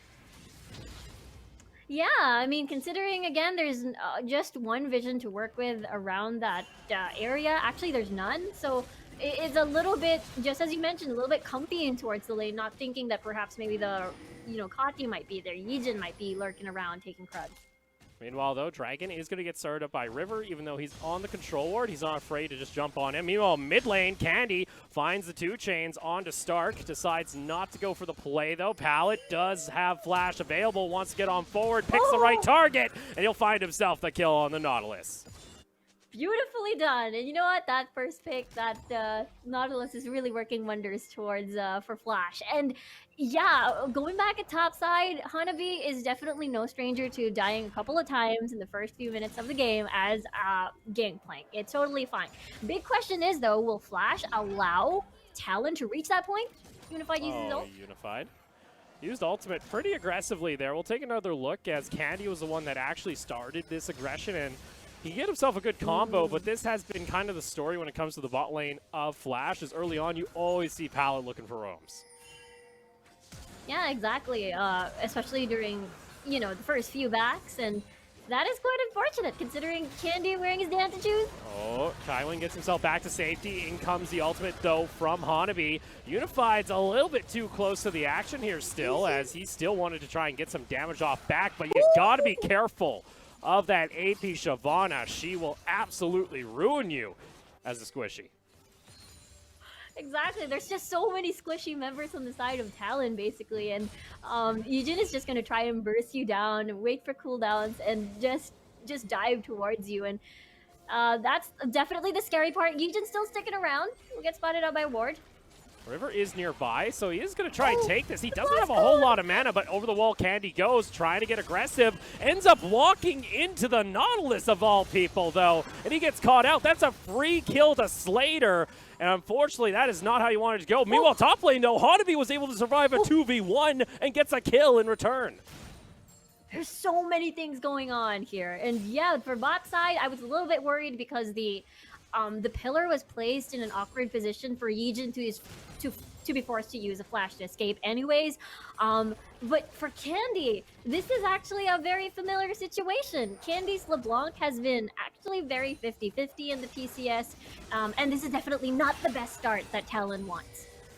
Unfortunately, yeah, it's and even decisions like that, he just runs in. He knows there's a Nautilus in bot lane, so Talon, even though they have information available to them, they keep finding themselves making the wrong play with that information. Let's take a look at this top lane dive. It was just Cotty starting things off, but Stark was very late to the party, and I think it was just Cotty getting a little bit too aggressive trying to force a play. Yeah, he tanked too many tower hits in that engage, if you will, and just as you mentioned, Stark was a little bit late to the party. Good job, though, from Hanabi. We'll have his teleport up and running. And so is Stark. But in the meantime, though, we have Slater having his very first kill, and those are the things that will definitely really hurt, especially Candy later on. Well, in we go. Rift Herald will be started by Flash as they brought Pallet and Slater toward the top side of the map. Looks like Talon themselves are just going to have to give this one up, which is kind of custom. At least they were able to pick up the first dragon. So not a whole lot lost. It's up to Flash, though, to be the ones to actually expand upon this gold lead, because it is about a 2,000 gold lead right now. This is perfect setup right now where Flash want to try and keep accelerating this game. This is more of the style. This is what they played like yesterday in order to take down Machi. It's going to be up to Talon to try and slow down the pace of this game. Yeah, and looks like they're going to be a little bit more patient about the Rift Herald and not, keep the lanes intact still. As perhaps this could work with funneling gold to propel Slater a little bit more faster, as Hanabi will be forced to just back away and respect the fact that there are 3 members on top side. Yeah, and the Rift Herald, so he kind of goes, all right, guys, Rift Herald up in top lane. There's 3 members from the opposing squad. Can we get something else on the map? And you see River is at least trying to pressure down toward the bot side, but Hanabi's going to be kind of left out to dry here. They at least get the turret plating back on over to Unified, but the same was said as Slater was up in top lane, so it'll be the trade of tier 1s, but it doesn't look like Flash is slowing down, and this is kind of looking very similar to what we saw in Game 1, but instead now it's Talon the one that's just giving up towers. Yeah, and the Rift Herald was actually pretty much maximized. You got 2 charges, you managed to get the second tier tower at top side. This is actually a pretty good win considering that, again, bot side tower did not fall at all, and Talon just has to work with that. And there we are. 4-1. Flash with the advantage. Now open up a 4,000 gold lead. And it's kind of the position that Talon found themselves in Game 1. So now in the reverse, this pretty much now screams the fact that Hanabi is stuck all the way at his inhibitor tower. It's pretty much like, all right, Unified, me and you, we're going to keep scaling. And we're going to hope we can get ourselves a good barrel combo and we can kind of win a team fight. Because it feels like the early to mid game has kind of evaporated from the side of Talon. Especially the fact that Candy's been pretty much neutralized by both Stark and Kossi in both matchups he was in. And Flash are just going to keep accelerating, getting gold onto Slater. Yeah, and I think that is, you know, the strength of Flash with Kati in the roster. He's really good at neutralizing the mid lane in particular, especially talented mid laners that are, you know, into more carry-centric positions. But now, just as you mentioned, Candy did not have the best early game, didn't manage to get like 1 or 2 kills earlier on. But now, can Barrage... Wait, that's a dive. That's a dive here down in bot lane as they're going to go ahead full force onto Kati. Unified misses the ultimate, but that is 4 members of Talon, and they're able to find themselves a kill. Oh. River almost gets taken on down. Candy gets a bit aggressive, but has to fall back. Meanwhile, bot lane, though, they have still not been able to kill Hanabi, who's now looking for a possible play onto Yuto. And that's why you have to respect this Shyvana. It seems like Talon keep forgetting she's AP. That's what we said when just get prepared for unexpected damage, and that's what happened to Hanabi, and I feel like that's going to be respected after that scene. And yeah, at least they managed to eliminate, exchange a kill for a kill.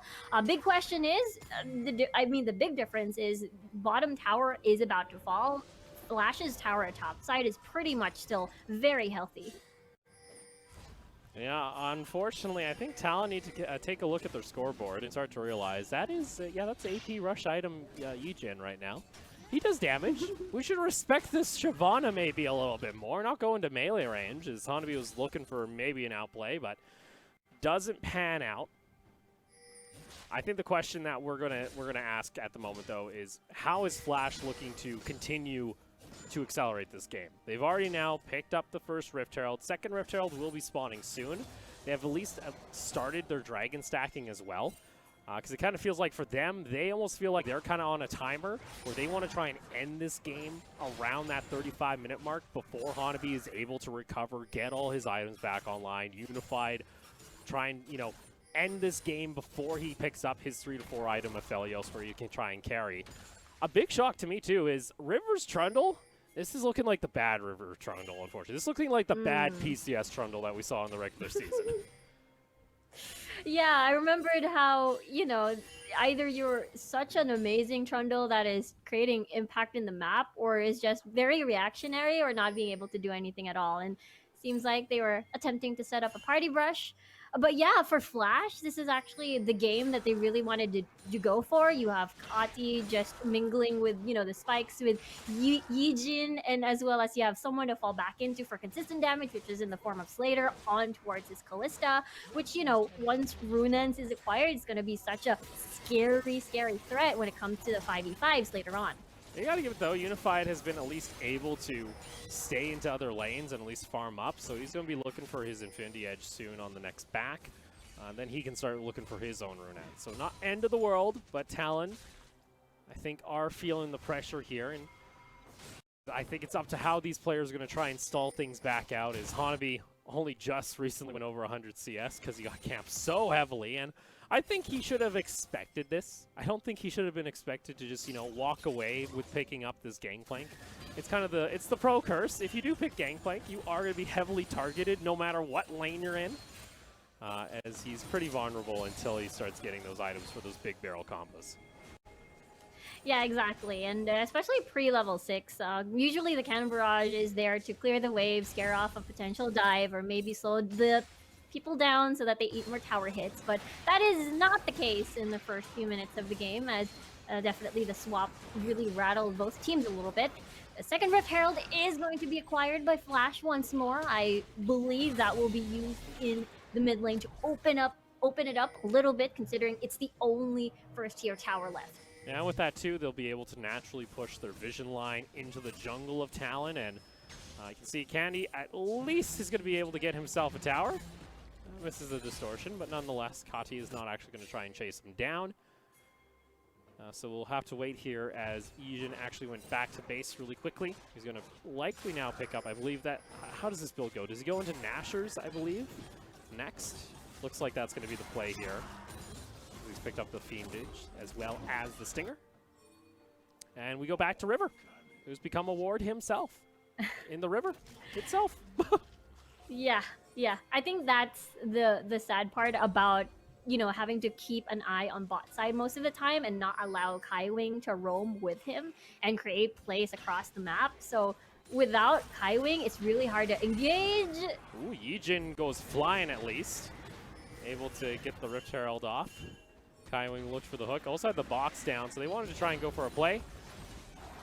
We'll get ourselves Herald, at least getting the push into mid. Does not take down the tower, but meanwhile, Flash was able to keep themselves occupied by taking the second dragon in their favor and start stacking toward this Ocean Soul.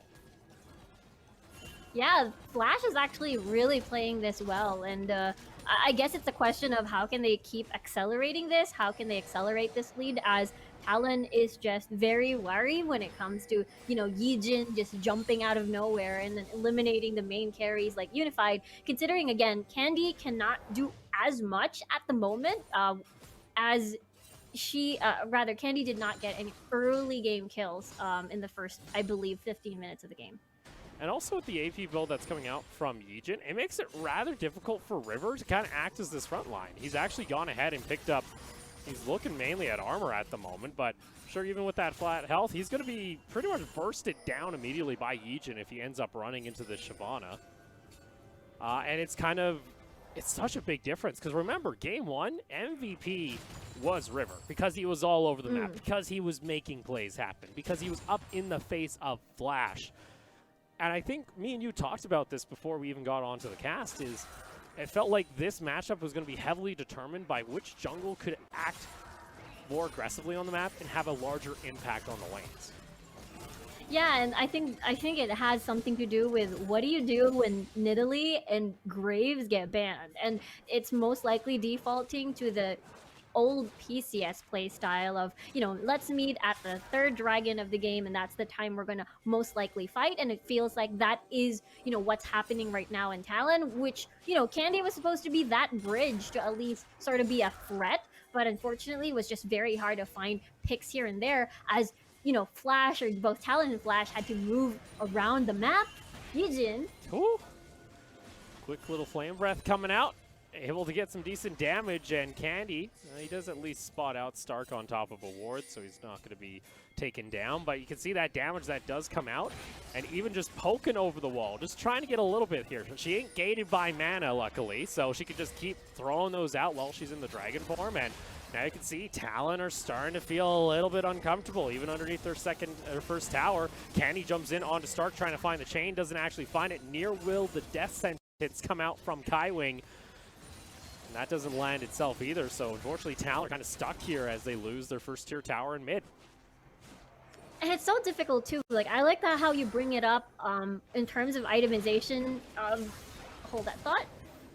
Aggressive, but not going to actually happen, as there was also a Realm Warp just to threaten the rest of Flash to come in and join.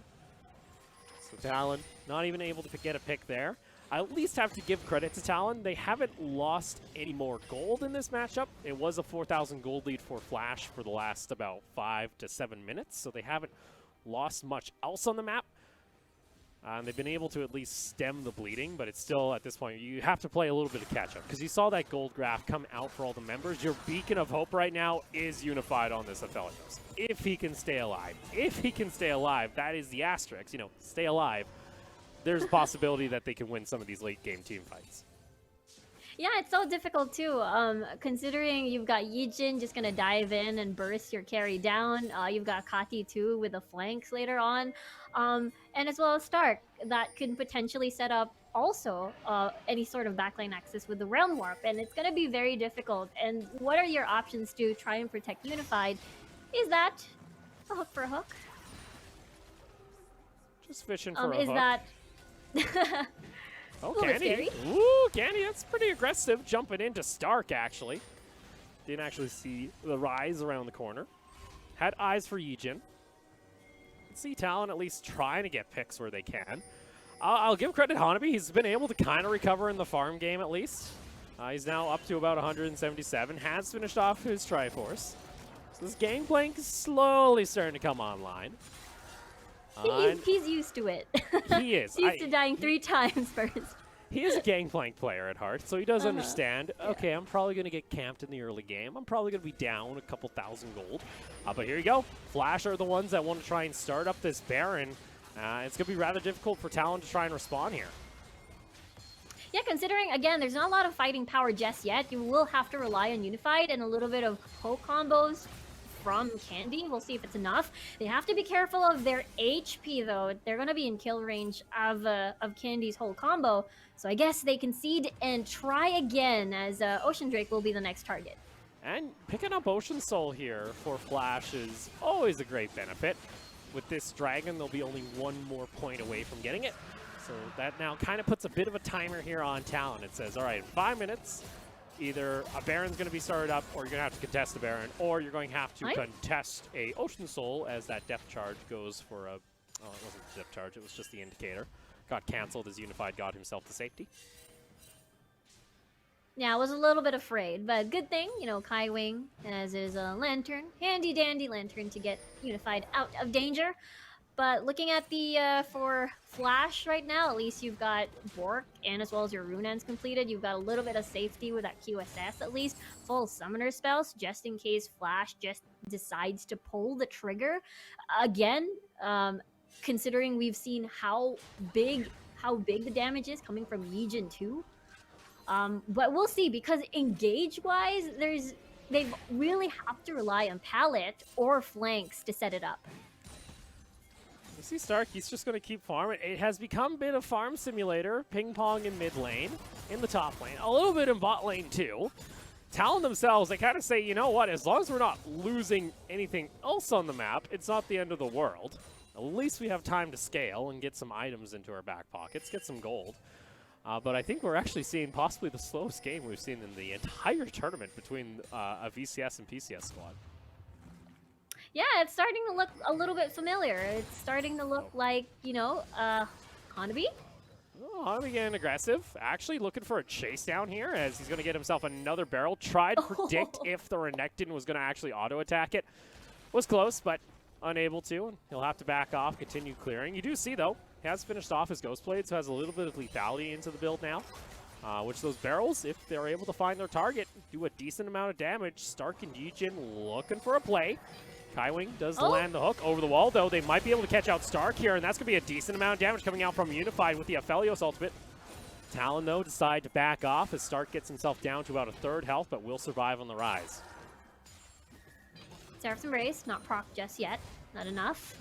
But yeah, that was a little bit too close as the Banshees was actually removed, therefore open to any sort of additional engage coming from Talon. That could have been the pick that Talon desired, but again, quite difficult considering the amount of defense that Stark has at the moment. Looking at items, though. 3rd item online here for Slater has his mark, so you'll be able to at least cleanse away any kind of CC that's going to be thrown at him by Talon. Kati has also finished off his GA, so he can look for dives if he wants to. And maybe we start to see Flash try and force some plays around the map, try and force some of these fights to finally come out of Talon now that they have hit these 3 items. Yeah, speaking of I didn't get to finish my point earlier about itemization. There's a lot of even, but at the same time, just massive threats. You've got 2 sources of hello. AV damage. That's an aggressive play coming out from Yijin. Not going to be able to find it. Nice triple knock-up coming out from the Nautilus. Ooh. That is going to be the stopwatch, though, immediately coming out from Kaiwing. Almost gets taken down. Meanwhile, top, though, Kadi has been pushing away on this Renekton, so Talon have to kind of figure out what they want to do here with this player. Else they're going to start losing towers up the top lane. Candy goes on over the wall. Stark gets him low, but they're going to be able to respond. Over the wall it comes, and the shutdown goes on over to Unified. And now this Aphelios has come online. Fate's Call will get the Nautilus to safety. Meanwhile, top lane, Hanabi's at least trying to occupy himself. Kadi, though, is finding himself the 1v1 in the picture-in-picture, and he's able to take down the GP of Hanabi. Unable to take down the Renekton. Hook comes out from Kaiwing, not going to find it, but now the inhibitor tower is going to get pressured. Now for Flash, are they looking towards stopping the ports? Because there's a lot of low health targets. Candy jumps back on in. The Aphelios ultimate came on through. They get the hook onto Slater, and the flame, the shutdown is going to be there. Yijin at least able to trade back a kill and gets himself some decent damage off on this Shyvana. Unified has to be careful. Meanwhile, though, inhibitor was taken in top lane. I am just shocked about the turn of the events that are happening right now. This is quite deja vu, except, you know, Talon is on the receiving end of having to stall for so long, but at the same time lose their inhibitor, and now they're attacking Baron. What does Talon decide to do? I don't think there's much they can do. Unfortunately, they stayed too long in mid lane. They weren't able to actually finish off these kills, and with that, Flash now have Baron buff for the next 3 minutes. Ocean Drake is spawning, though, so Talon might try and go for the rush to at least delay the Ocean point. That, or maybe even just go for some kills, as Unified's going to start it up. Absolutely scary. They have Baron, and at this point, Talon is going to teleport. They're going to put in all their resources here.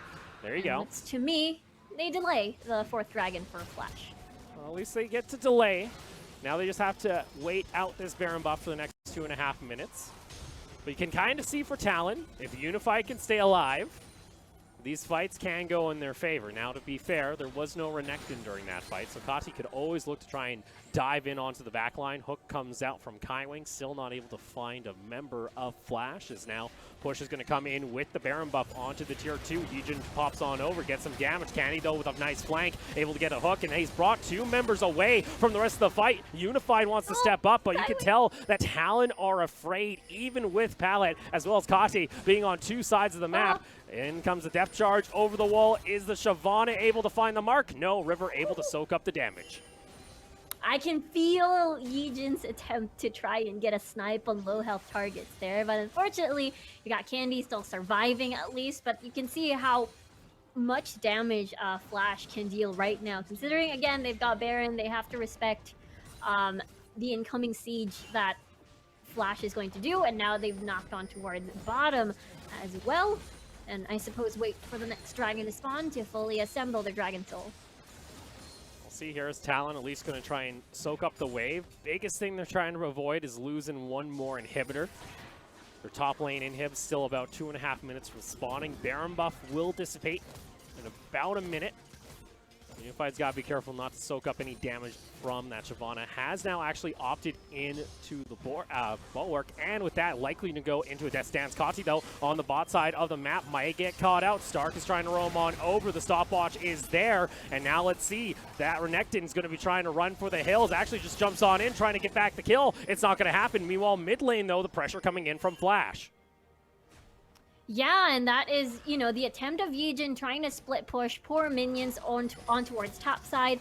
But unfortunately, despite Kati having all the defenses in the world, it wasn't enough time to keep pushing towards the other places, the other lanes in the map. So for Flash, I suppose they'll take that, but Guardian Angel will not be available anytime soon for them to utilize. And it's just Kati at least getting some hits onto the tower, and Talon kind of realized, all right, we have to try and punish this, and Candy's able to start off with a chain.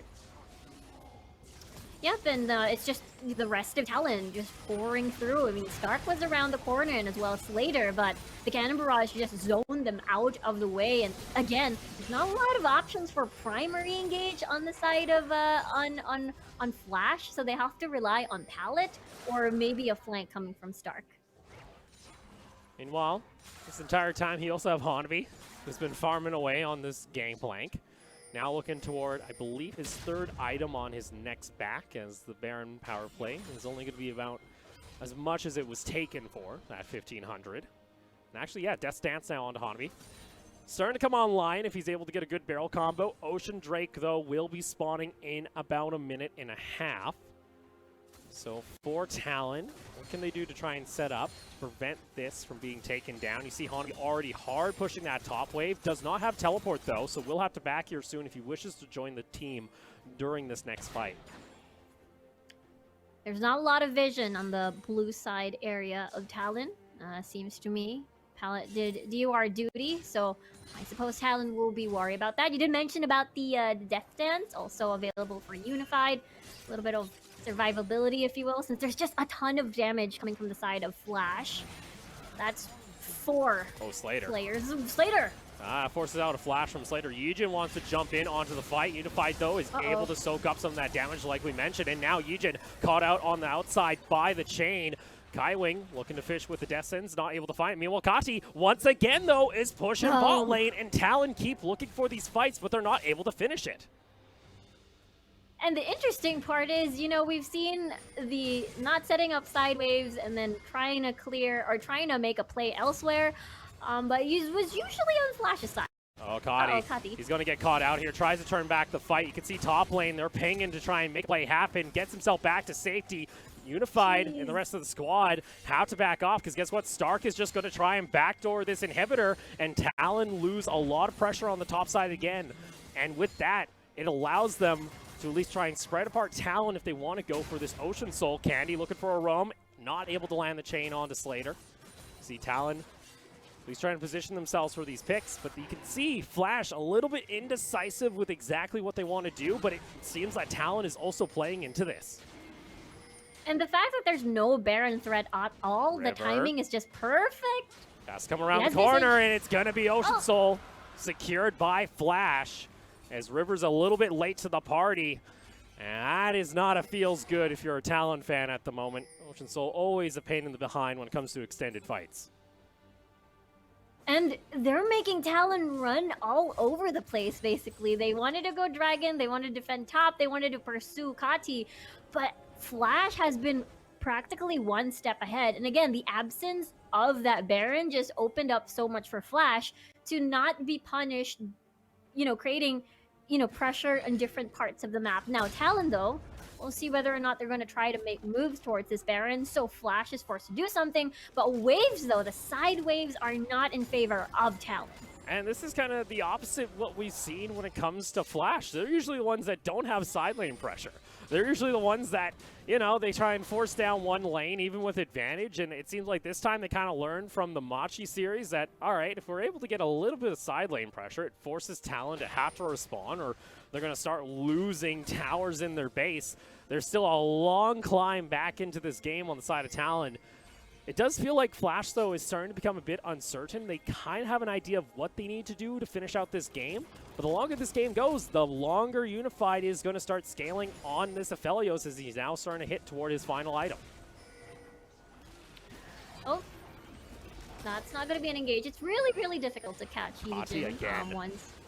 So you see this, Flash are pretty much saying, all right, if Hanvi cannot deal with this Renekton, we're going to force you to do two things at the same time. Talon didn't even respect the fact that this Baron could have been started. Kaiwing looking for the hook, not able to find it. Unified able to get a little bit of damage, does get exhausted immediately. Yijin, does he actually want to try and go for the play? He is going to get brought on back, and unfortunately for them, they will lose their jungle, but Stark is now down in the bot lane. Pallet's trying to find himself back to safety. Kaiwing almost able to hit it, but the base base right now is in shambles on the side of Talon. Hanabi trying to hold it alongside Candy. Stark wants to press forward. Meanwhile, though, Unified still holding strong and wants to try and go for this play. Pal and Slater are trying to delay what they can, but now they're going to get caught out. Unfortunately, he gets rooted as well. Going to go back into the stopwatch. Meanwhile, the rest of the fight happening in the base. Unified is unstoppable. Kati gets taken on down, and Talon, even though they lost out on the Baron, they're able to get 3 members of Flash and hold on to the base. I felt like Talon was already pretty much kind of impatient after that, because it's like, okay, you're making us run around all over the map.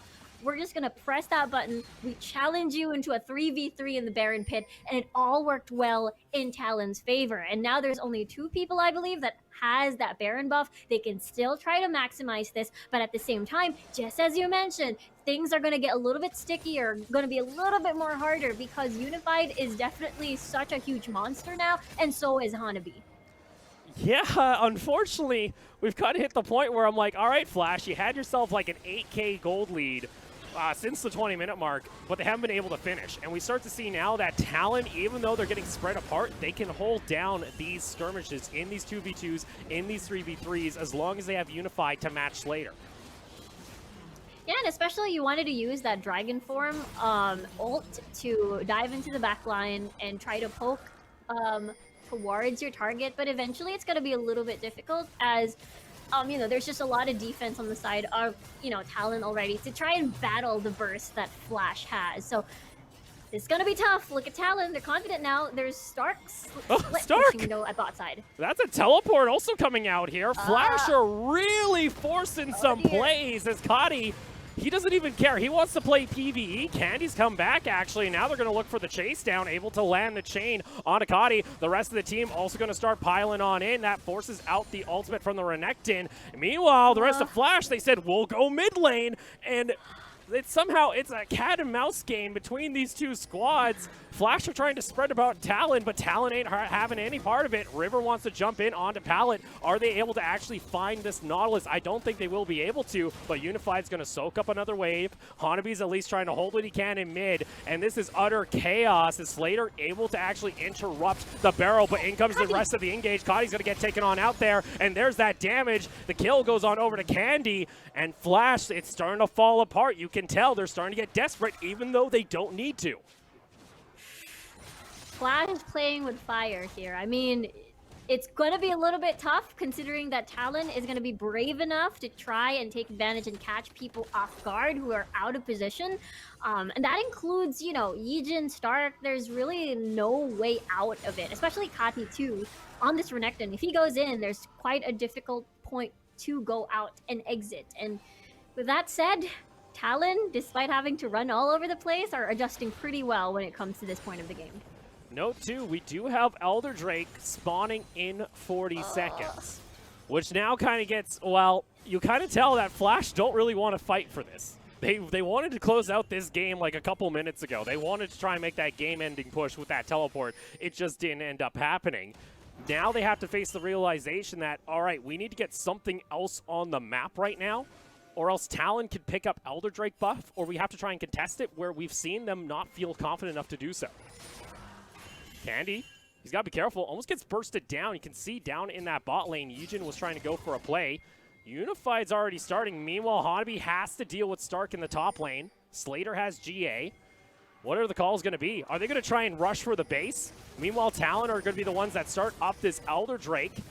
Yijin's nearby, could look for the steal, trying to get some damage. River's going to get tagged. Did they actually see the Renekton get into the brush? I don't think they did. The play is for them to actually show now. River wants to jump on top of it. 4,000 health. Yijin wants to go for the flash steal over the wall. Is it actually going to happen? They got Hanabi in the base, so Talon have to find this, and it's going to be the Drake stolen away by Yijin, but Talon got to start running for the hills because their base is going to be in shambles, and they can't fight against this Elder Drake buff. Candy's able to get himself the chain, and in the end, it may have been messy, but VCS strike back and take game 2.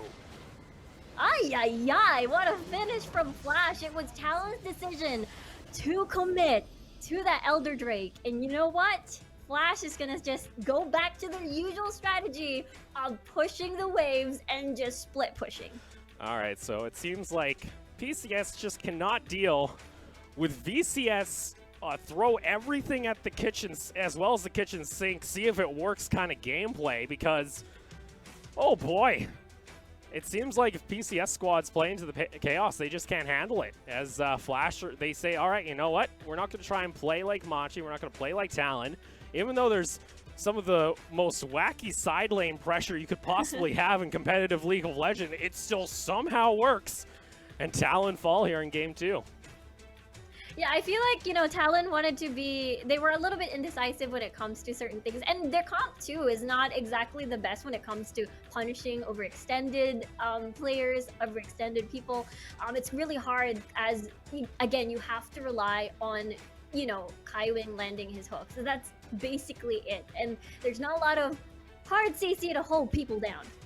No hard lot of CC, and they pretty much did the style we said they had to do. So they somehow avoid having to fight that final fight against Unified in a 5v5. They said, okay, send 3 people top, Yijin try and steal the dragon, and it works out, by the way, which is bloody impressive that Yijin is able to get that steal off. It's a big upfront burst, and Talon trying to make plays without vision too. It's just utter chaos on both sides of the rift. Talon is showing their playoffs weakness. Remember, most of their sort of risky plays or risky decisions and messy fights come from Baron calls. But this time, it was tested in the form of an Elder Drake. And now, unfortunately, they weren't able to kill the Elder Drake in time. It even got stolen away from them. This is the time where they're like, okay, we gotta make a decision. Let's go 3v3. It worked out pretty well still, though. And in the end, we'll see as, for my squad, MVP on Flash. I don't know who you give it to. Yijin? You know what? He did get the steal off in the end, but I think Kati, the fact that he was able to exert so much pressure in the side lane, and was kind of the whole reason that Flash was able to avoid having to go for team fights, I'd say maybe give it on over to the Renekton, but sure, wacky AP Shyvana, we'll give it an MVP here on the side, at least from it comes from the English as well as the Cantonese cast.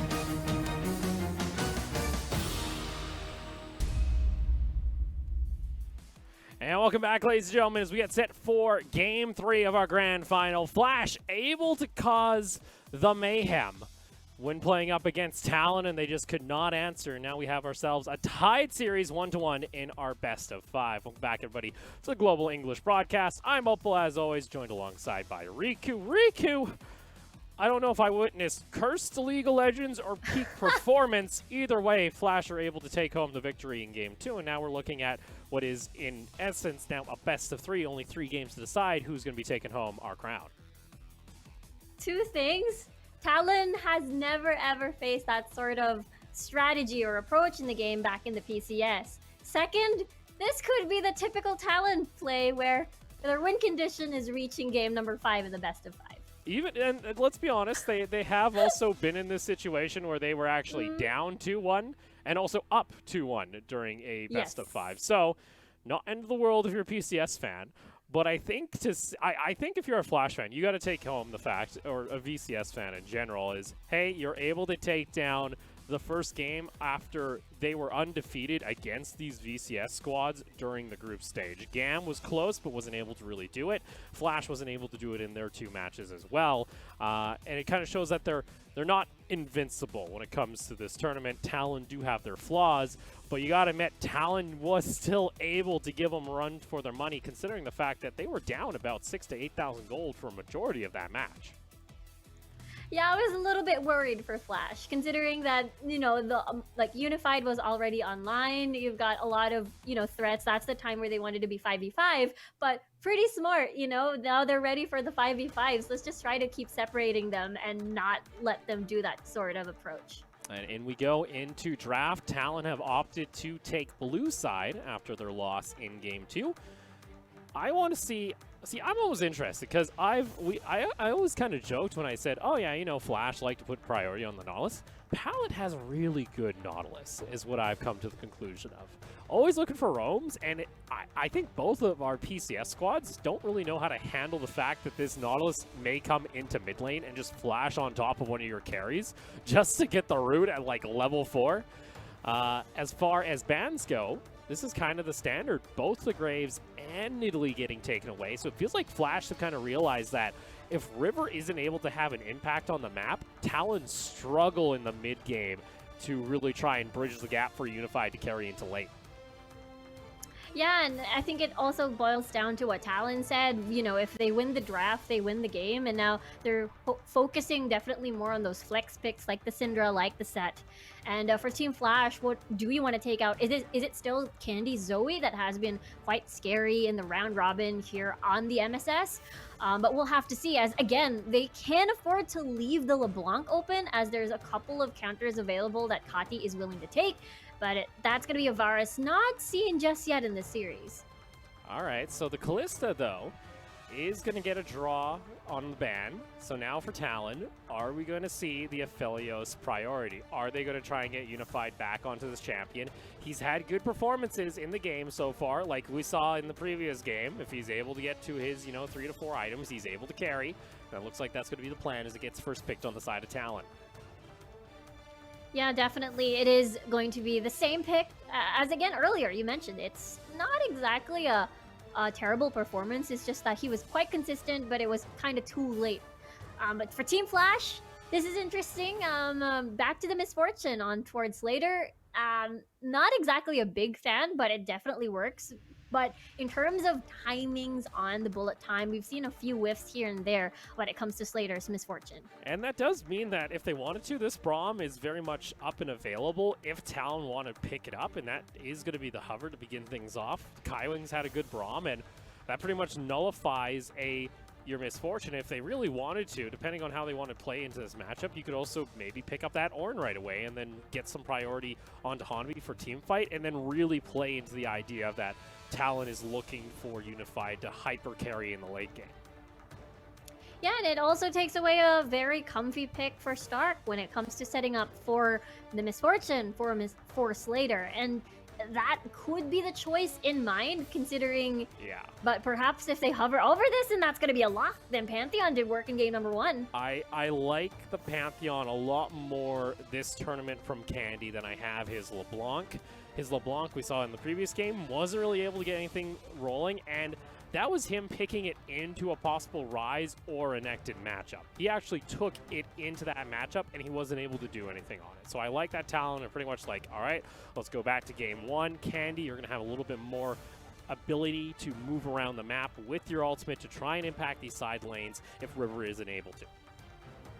Yeah, and meanwhile, you got Flash with another flex pick in their hands. They really do love their flex picks into the draft, so we're still not sure if Stark is going to get this Renekton, or perhaps it's going to be for Kati. In the meantime, you know, the jungle pool will still continually dwindle as Talon removes the Elise. So now they're going to fall back to their usual jungle picks, which perhaps, you know, River, maybe back to the Rek'Sai.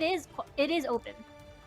It's possible. You got to remember, Flash also have that available, and I would likely say they're going to pick that out of the next rotation of picks because they'd like to try and save that counter pick for either Kati or Stark in the top lane, depending on what's going to be shown on the side of Talon. But Ornn being banned out here on the side of Flash, like we mentioned, getting rid of the Mordekaiser, getting rid of some of the picks that they can go to for Hanabi. I like that from Talon, though. Say, all right, Kati, if you do decide to go in a mage, we don't want to go against your Lissandra that has the ability to continually just lock down whatever pick we throw into it. Are they trying to do a switch up? Lissandra, maybe still pick a LeBlanc, then put the Pantheon in the jungle. That could be something that has been done in the PCS before. For the jungle for Team Flash, though, Ejin is going to be on his Lee Sin. That's going to be pretty interesting to watch. All right, so we don't get the Shyvana once again. It was fun seeing it in game 2. Maybe Talon realized, all right, we're not going to walk directly into a Shyvana next time. So maybe, you know, Flash like, all right, we got one cheese out of the way with the VCS special. This would be a bit of a change up if it gets actually locked in. The Kennen, there's that Rek'Sai that we were talking about, though, for River. Allows him to be a little bit more active on the map versus that Trundle we saw in game 2. Yeah, level 3 is going to be very insane. It's actually pretty difficult for Ejin to try and duel it out. You get that resonating strike in, and then you just pop out on Burrow. So it's definitely going to be a challenge for Ejin.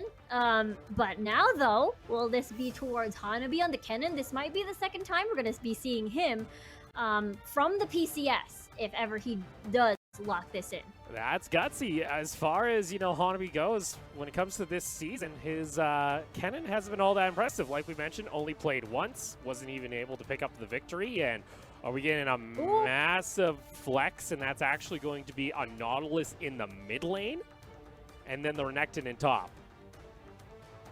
Yeah, it seems to be the case as, again, you know, Yuumi has been constantly paired with Misfortune, as it has been quite tough on the nerf for her movement speed, so it really tries, it really sort of bridges that gap, if you will, and covers that sort of weakness. But yeah, Kati, he's no stranger to becoming that utility part of the roster, has been playing Galio, has been playing just that additional peeler for Slater.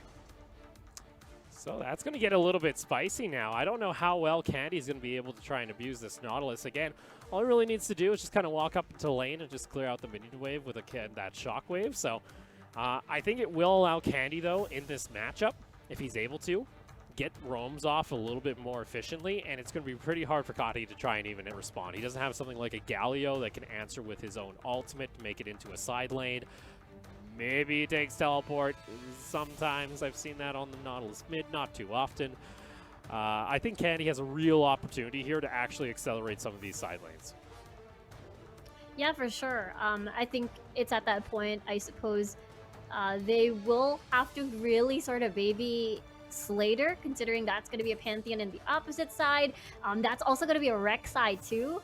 So, considering you're a Misfortune Yuumi, we've seen so many Yuumis die constantly in the MSS. So, you know, Palette really has to be careful, and as well as Slater. It's interesting that we get to see for Hanabi, though. He's going in onto a Kennen.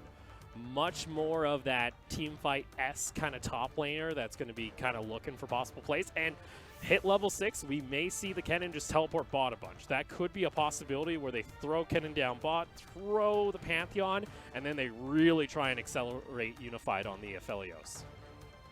Yeah, and it's perfect too. It worked super well considering Kati is not going to be on the Renekton anymore. It's not like he can contribute to the damage pool of this composition. So it is definitely, you know, just later that will be a threat. And I suppose the secondary would definitely be, you know, a Stark at the top side of the map with a Renekton. We'll see. Again, series tied 1 game apiece. Flash was able to bring it back in game 2. We'll see whether or not they can bring back the chaos once again, try and force Talon on their heels and try and force them to have to make those gutsy plays, make those mistakes we were seeing, or can Talon remain composed, execute these team fights in the factor they're looking for, and bring it home. Onto the Rift we go for game 3.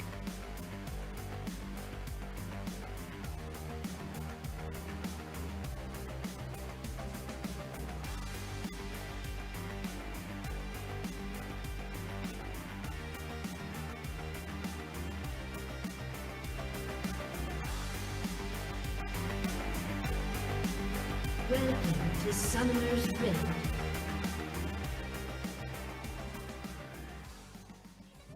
And I already see that Yumi trying to tag Candy in mid lane. Not a big shock here. Oh, boy. As far, though, as this matchup has gone, I'm excited it wasn't a 3-0 in any way. I wanted to see more games in between the PCS and the VCS squads. That's the whole reason you get to have these kind of inter-region tournaments. I think it's not really all that fun if, you know, one region gets completely stomped. And, you know, there was concerns that could have happened if Machi was able to take home the victory, but Flash has come to the table. They were able to show themselves, and, you know, I think if you're a VCS fan so far, you got to be pretty proud for what this team has been able to bring to the table against some of the PCS squads. Yeah, for sure. Again, with the way they started too in the MSS, they, you know, dropped pretty much most of their games, only had to win 2 games, which is against Machi, one against Machi, one against Gam, and basically just fell against Talon. So seeing them acquire their first ever victory against this, you know, PCS champion team is actually pretty cool to watch considering the way that they won too. Let's see here, though. It's going to be a bot side start for both of the junglers as well. River's actually going to go for likely a full clear if he goes onto his Krugs already. Meanwhile, Yujin already pathed him directly up toward that top side of the map, so we could see some play happen. And we saw what happened last time with Hanabi. Got aggressive and was caught out because Yujin just went up there and tried to be aggressive. So I want to see whether or not Hanabi is going to make the same mistake as before. Yeah, considering that, you know, it's a Slater palette Yumi misfortune, I assume Yijin will definitely focus more on towards top side with Stark. Hanabi just saw him. Spotted. There we go. Took him a little bit, but Hanabi gets himself back to safety. Even a little bit delayed when he has the information. So Mr. Hanabi, you know, maybe he was like, did I see Elysian? Did I actually see that on my minimap? Am I sure? But he won't be dying anytime. Well, I'm not going to jinx that. At least he isn't going to be dying on the first gank here, but he does not have a flash now for the first 5 minutes of the game. Yeah, at least, you know, you're a Kennen, you've got that E for additional mobility to escape danger if you can see the danger from a mile away, which, you know, the ward is still pretty much present over in the middle of that river. But yeah, it is going to be in the mid lane, a little bit of trade between Kati and Kendi. And I assume for Slater, at least in Palette, they will be a little bit aggressive at level 6 once the final chapter is available into the bullet time. That's going to be a pretty sweet combo if they are able to eliminate Unified or burn a flash or 2. Yeah, unfortunately, I think this mid lane, it's pretty hard for Candy to actually get a kill. Mainly because he's also having to run teleport. He doesn't really have ignite pressure, too, onto Kati. River's just going to show himself, just trying to get that wave shoved into the tower. Candy, you see Yujin trying to path, but he's going to stay with his jungle himself and look to try and get the back off and teleport back into the lane. And that's going to be a little bit safe. Yeah, it's going to be very tough for Candy, but his aim is definitely trying a little bit more towards the side lane, see if he can add a little bit more pressure, especially once just as you mentioned, the level 6 comes online. It's just very good AoE, good CC on either you pair Candy up with the Hanabi, or perhaps maybe a bot side with Kaiwing. Especially such as Slater on Misfortune as well as Yumi, quite a very vulnerable lane. Vulnerable, we can get a decent amount of poke with Pallet. As long as he doesn't step too far forward, that's going to force out the heal and the exhaust on both sides. Pallet, though, has nowhere to run. Also got another heal, though, at the very last second. He's able to survive, but that means that is going to be Yumi without summoners now for the next couple of minutes. Meanwhile, mid, Candy's starting to get some decent pressure here on Ducati. It's going to be the engage coming up. Over the wall they go. River at least forces out the flash on the Nautilus, so some good pressure coming out here from the lanes of Talon. Yeah, that just means that there's no available flash Q on for Kati, just in case Yujin decides to visit and relieve pressure, maybe try to find a kill. But yeah, looks like it's trouble for the lanes for now. As Yujin, we'll see. Candy does see that Yujin's nearby, but kind of realizes he's probably not going to try and jump in here. They're just there to clear out the wave in mid and try and hold that lane, as Kashi's going to have to go back to base without having a teleport. Yeah, that's going to be tough considering we're at that almost level 6 mark where Candy can make moves around the map. So I'm assuming either Hanabi wants to set up a push towards top side to dive Stark, or maybe, you know, since Pallet doesn't have any flash whatsoever, it's gonna be a vulnerable lane. Oh, Pallet gets caught out into the stun, and that's first blood. Going on over to Kaiwing, not to the Aphelios, but nonetheless, it's still a kill in the bot lane here for Talon to start off game 3. That is unfortunate. Oh, and hello, so, Candy. Yep. Candy? Yujin though. Yeah, I think Candy kind of realizes the rest of the team didn't really go for the dive, so he's just going to back off. Pings are going to come out, though, and maybe they just want to try and jump here onto Kati as he's going to show himself. Candy able to get a little bit of damage. In comes the Rek'Sai as well, and there you go, double knock-up. Yujin's going to try and do what he can. Fortunately, he does not have level 6. Has to flash away himself. Stark, though, comes all the way down. Teleport, though, from Hanabi. Wants to try and turn back this around, and they will. Able to now jump in on top of Stark. In comes the ultimate as well for the stun. Paired in with the Braum passive. And unfortunately for Flash, they're having to run away. Unified over the wall. Candy finds himself a kill, and they're going to continue the dive as Talon open up the game with 5 kills and the only 1 kill in return on the side of Flash. That was explosive. That was definitely Talon. Very, very sneaky. Obviously, Caddy just wanted to probably roam and see whether or not he can make moves around the map, and unfortunately, the damage is too much. That is River and Candy here, and at this point, it is just that teleport coming from Hanabi to try and deal that CC, make sure everybody dies, and you can see Pallet dives into the unfortunate death.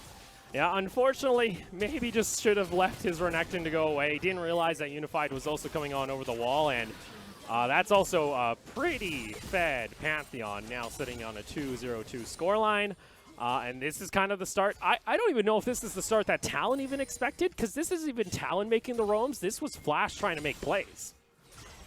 And the thing was, we saw game number 1 where it was, you know, we didn't really feel how active Candy was on the Pantheon just yet, but this is definitely, you know, the Pantheon that we were looking for. And it's just quite unfortunate because, again, just as you mentioned, it was, you know, Kati just wanting to roam down a bot, but again, they sort of disrespected the presence of Candy coming from bot lane and walking, you know, manually towards mid. Well, let's see here. Eugen's going to at least try and get the Rift Herald himself. He is spotted out, though, by River. And now Eugen, is he actually going to try and go for this, realizing, all right, I kind of have to back off. Q could land. River's actually pinging. They want to try and jump in onto the Lee Sin. Candy doesn't really have vision, nor does he have the flash to get over the wall, so it looks like the play is going to stop there. But a nice deny from Talon is going to prevent that Rift Herald from being taken right away. Talon is rinse and repeating what caused Pallet's death. Exhaust and heal available, though. Slater is still left untouched. Smite is there, gets the knock up, but the hook follows through and is able to buffer the movement. Kati's going to be just fine. But like you mentioned, yeah, Talon, we're looking to set up the exact same scenario to try and catch out the Yumi. Hanabi Well, he's got an extra level there on top of Stark. Not afraid to actually go for the play. Gets himself the stun and might be just looking for the solo kill. Jumps on to the Renekton using his ultimate. The Dominus, though, was popped, and that forces Hanabi to have to back off. Interesting enough, Hanabi didn't actually go for the Conqueror this time. He actually went for the Spirit Airy, which is a bit of a change-up. It's not the most comp cannon rune, at least to my knowledge. Usually I see Conqueror more or less in solo queue. So lacks a little bit of that damage, more or less just there for the poke. Yeah, truly. Most likely just want to poke Stark into either kill range before he goes all in, because in the long run, it's quite difficult to fight off Stark in the later stages of the fight, as you might get bursted down eventually and get out-traded. But in the meantime, though, Slater has been untouched. He still has his cleanse, he still has his flash, he's still pretty much okay. Zero threats, as Talon is enjoying the peace of, I wouldn't call it peace, but the lack of presence of Yijin for the past 9 minutes of the game in the upper portion of the map. And you kind of see what we were talking about when it comes to River and his performance being a determining factor when it comes to Talon's early to mid game. If he's on something like a Trundle, it's very rare that we get to see him actually make appearance in lane. Usually he's just trying to farm, and he's really relying on his lanes to actually get themselves ahead. This time around, though, he's on a Rek'Sai. He can use those tunnels. He's not afraid to jump in onto the fights, and it's a complete different play style coming out from Talon. Yeah, that's what I like about River on the Rek'Sai, considering that he has, such a good win rate, such a good performance in the round robin of the PCS, but then it fell off during playoffs. So now seeing him back in form with this Rek'Sai pick in particular is just, quite refreshing for River. River going to be just happy, goes ahead.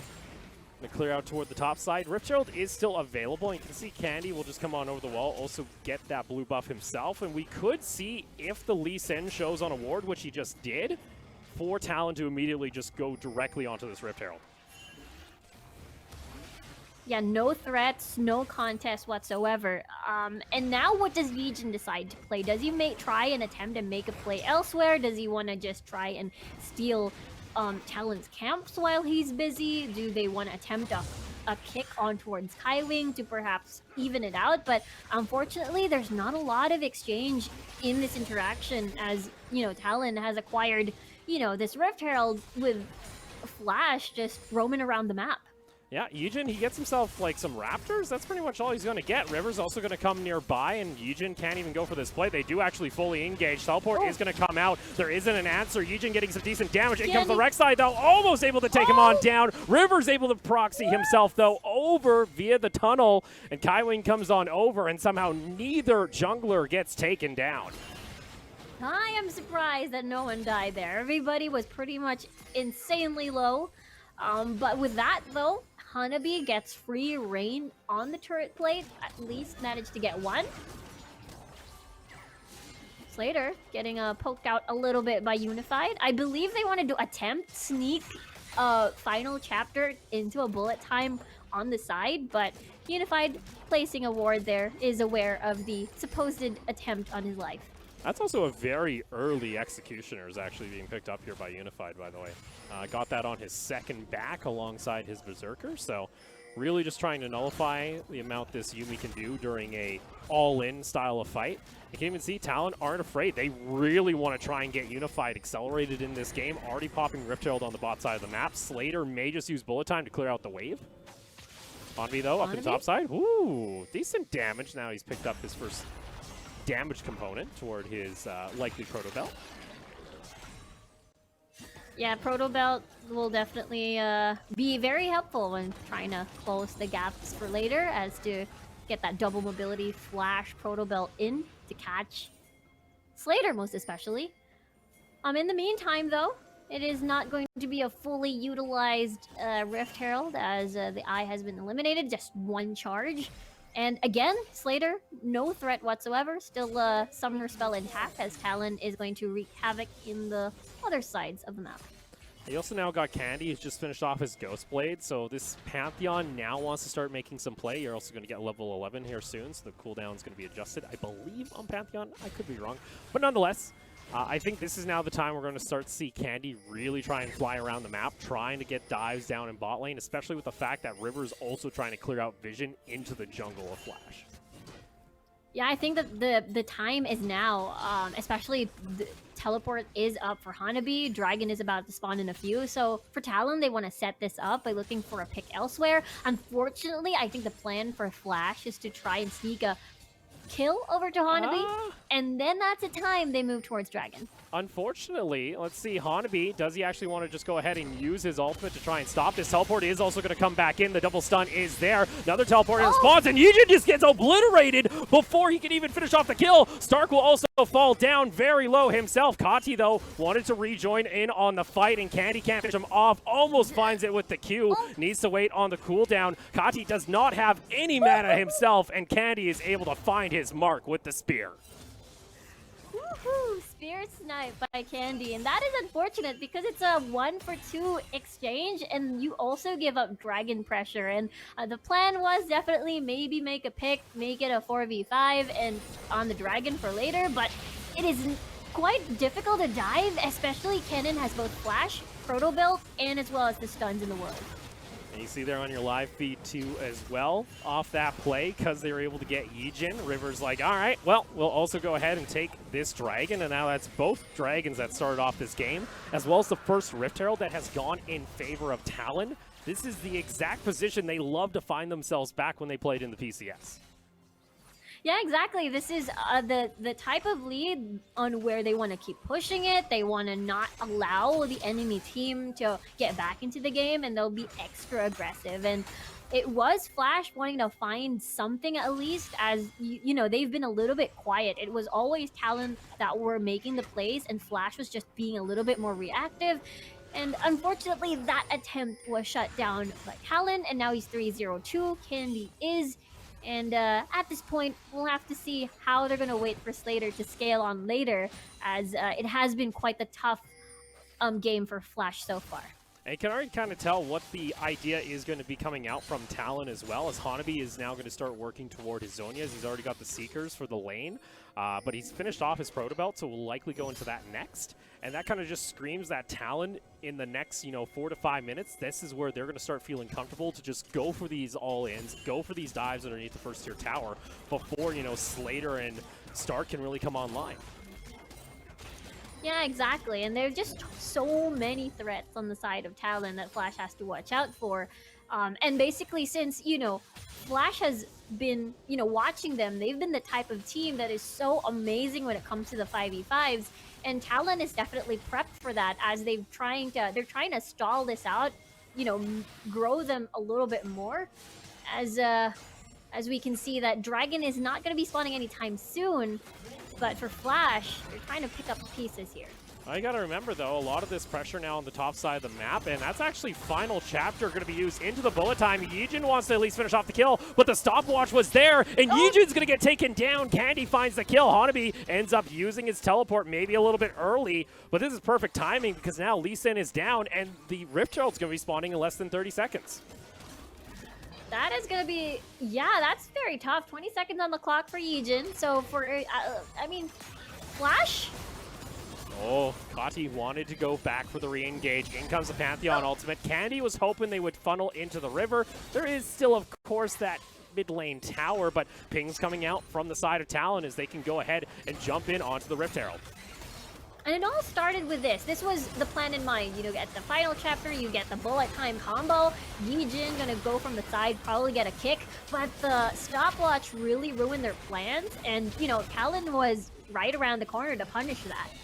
And I'll give it to Flash. They want to try and force something, but we're at that point now where that free, stopwatch is available. You can use it for those kind of dives. And because there was absolutely no pressure onto Kaiwing or Unified compared to what we've seen in some of the previous matches where Yijin makes an appearance or two, they never had to blow that themselves. They played pretty passively, and it was just a quick, easy, all right, I'm going to go into stasis, and that's a free kill to Candy. Yeah, and you can tell that Flash was... sort of desperate to make something happen, considering that, again, this is Talon's game. Once they go ahead, they get ahead, they basically want to force their lead, as Kati waiting patiently with Yijin here for a sneaky engage. Oh, here we go. They're going to go and try and use what they can onto Candy. Dive will come on through. Candy at least able to soak up some damage, but there you go. Kati finds himself the kill. It doesn't look like the side of Talon is going to be able to really respond to this. So a nice pick there finally on this Lee Sin. Yeah, nicely done. Actually, very, very clean. Also, patient play, too. Getting that ult in, and it all funnels through with all the Qs in the world from Yijin and Kati. And despite you being a Pantheon, being able to cancel out the first initial burst, there is that second wave of damage coming from the rest of the squad, and therefore no escape whatsoever. We never expect the Proto Belt Nautilus to do that much kind of damage right off the bat, but little did you know the VCS does not care about your pre-assumptions. Mid lane, Unify and Kaiwing though, going to continue to farm away. One thing to note is Talon is starting to work their way toward this Infernal Soul and already getting themselves vision into the jungle of Flash. So if they try and, force this through, they can try and catch off or just go ahead and fully commit. Ripchild pop it in mid is also going to give them priority. So Flash have to respond to this. 20 seconds until the dragon itself spawns. So maybe a little bit early, but still pressure's going to be there for Talon. Yeah, it looks like that's going to be the timing. While a little bit early, that gives them a little bit more room to set up vision, clear wards over that river, and see if they can catch someone off guard. And Hanabi does not have his Zonias just yet. Doesn't have a stopwatch, but not afraid to pull that and try and go in. Ultimate's going to be popped by Candy, gets into the backline on top of Start. Unified is going to be ulted immediately. Bullet time intercepted by Kaiwing. Candy gets himself back to safety. Hanabi still looking for the opportunity to actually pull the trigger on his own ultimate. Has Flash available. And guess what? Flash are able to disengage, but that is every ultimate burned. You still have ultimates, though, on River and Hanabi for the side of Talon. Yeah, no bullet time, as the rest of the squad are going to actually be in the pit now, as Flash is in prime position. Ended up getting that stun. Infernal Drake is helping them out. A little bit of damage. Teleport is going to come back from Candy. He was able to get the base back, full health, and now Talon are able to reset. Hanabi still has his ultimate available, has his flash as well, ends up pulling the trigger, takes down Yijin, and Talon want to dive in, able to get some damage. Slater now is caught out toward the side. Meanwhile, Rek'Sai still looking for the play. Hanabi gets that damage. Slater still waiting on his bullet time, so Talon should be able to take the Infernal. Yeah, that's the problem. There's a lot of, because of the terrain now, it's just really easy for Hanabi to just dive in whenever they try to do dragon dances or contest these objectives. And with that said, it's just very, very beneficial for Hanabi on this Renekton, or rather on this Kennen. Yeah, and you just saw this. Talon, they were happy to wait this one out because Flash ended up having to use every single one of their ultimates to disengage the previous fight, and Hanabi still was sitting on that Flash, still had that ultimate. They transition it immediately into the Infernal, and now in 4.5 minutes, they can rinse and repeat, try and force Flash into a similar situation. And like you mentioned, because of the terrain going down on the Infernal Rift, it makes it really easy for Hanabi to actually find some of these flanks without needing to even use Flash. Exactly, and I feel pretty scared for Slater. Slater earlier into the fight actually was in prime position when Talon attempted to dive in. Candy had to meet Stark instead of Slater, so it worked out pretty well, but just as you mentioned, all the important ults for the 5v5s were taken, as Hanabi will just go away, will just retreat. Well, Legion is a Lee Sin. He's slippery. Talon feeling pretty good here. River's going to get the knock-up onto Kati. Kati not able to get himself to safety. That's a lot commit here on the side of Talon. Teleport will be there. Stark onto the back line. A lot being used. They get on top of the Unified. In comes Candy a little bit all over the place. In is Hanabi. Gets a big ultimate, but Slater is able to cleanse back away. And still on the side of Flash. Bullet time comes on through. A decent amount of damage is going to be there. Unified trying to kite back for his life. Not able to find it. Candy trades back a kill, but Slater still alive. Double up comes through though and finds both members of Talon. Candy wants to try and trade back at least one more kill in a 1v3. Slater trying to get himself back to safety, but it's just not going to happen. It's the ace for Flash. Woohoo! That was the fight that Flash was waiting for, considering that was Talon's fight that they wanted to start. And with that, again, Slater was untouched. They were aiming for different targets. Hanabi had the perfect set. It all started with this engage coming from River. And that engaged, River really wanted to try and go for this. Candy, his ultimates, he's always been assuming that Flash is going to always funnel into a different direction. Because Hanabi, the fact he's able to get a 3-man ultimate like this and there's no follow-up from Talon, that's always a feels bad if you're a Ken and main. Yeah, I thought, Candy would have gone over towards, near that Raptor camp at least to get access to Slater. But again, Slater will be your primary threat as the game progresses. And that Flash double up really ruined Talon's day. And at this point, it's a 1v3. Can't really do anything as much, especially on the Pantheon that will eventually lose its prime and, as that really scary early game champion. But there you go. On the side of Flash, they're able to make up some of the goal difference as well. They'll be pretty happy with the fact they're able to get some shutdowns, especially onto Slater, who's now sitting on his Infinity Edge and Essence Reaver. Talon. You see Hanabi? This is actually going to be an AP cannon all the way, by the way. So we're rarely going to see Hanabi actually go for a split push in any form. They're even trying to hunt him down at this point. Does have stopwatch, though, for the next fight, because you did see that cannon did get blown up right away, so needs to get that Zhonya's next.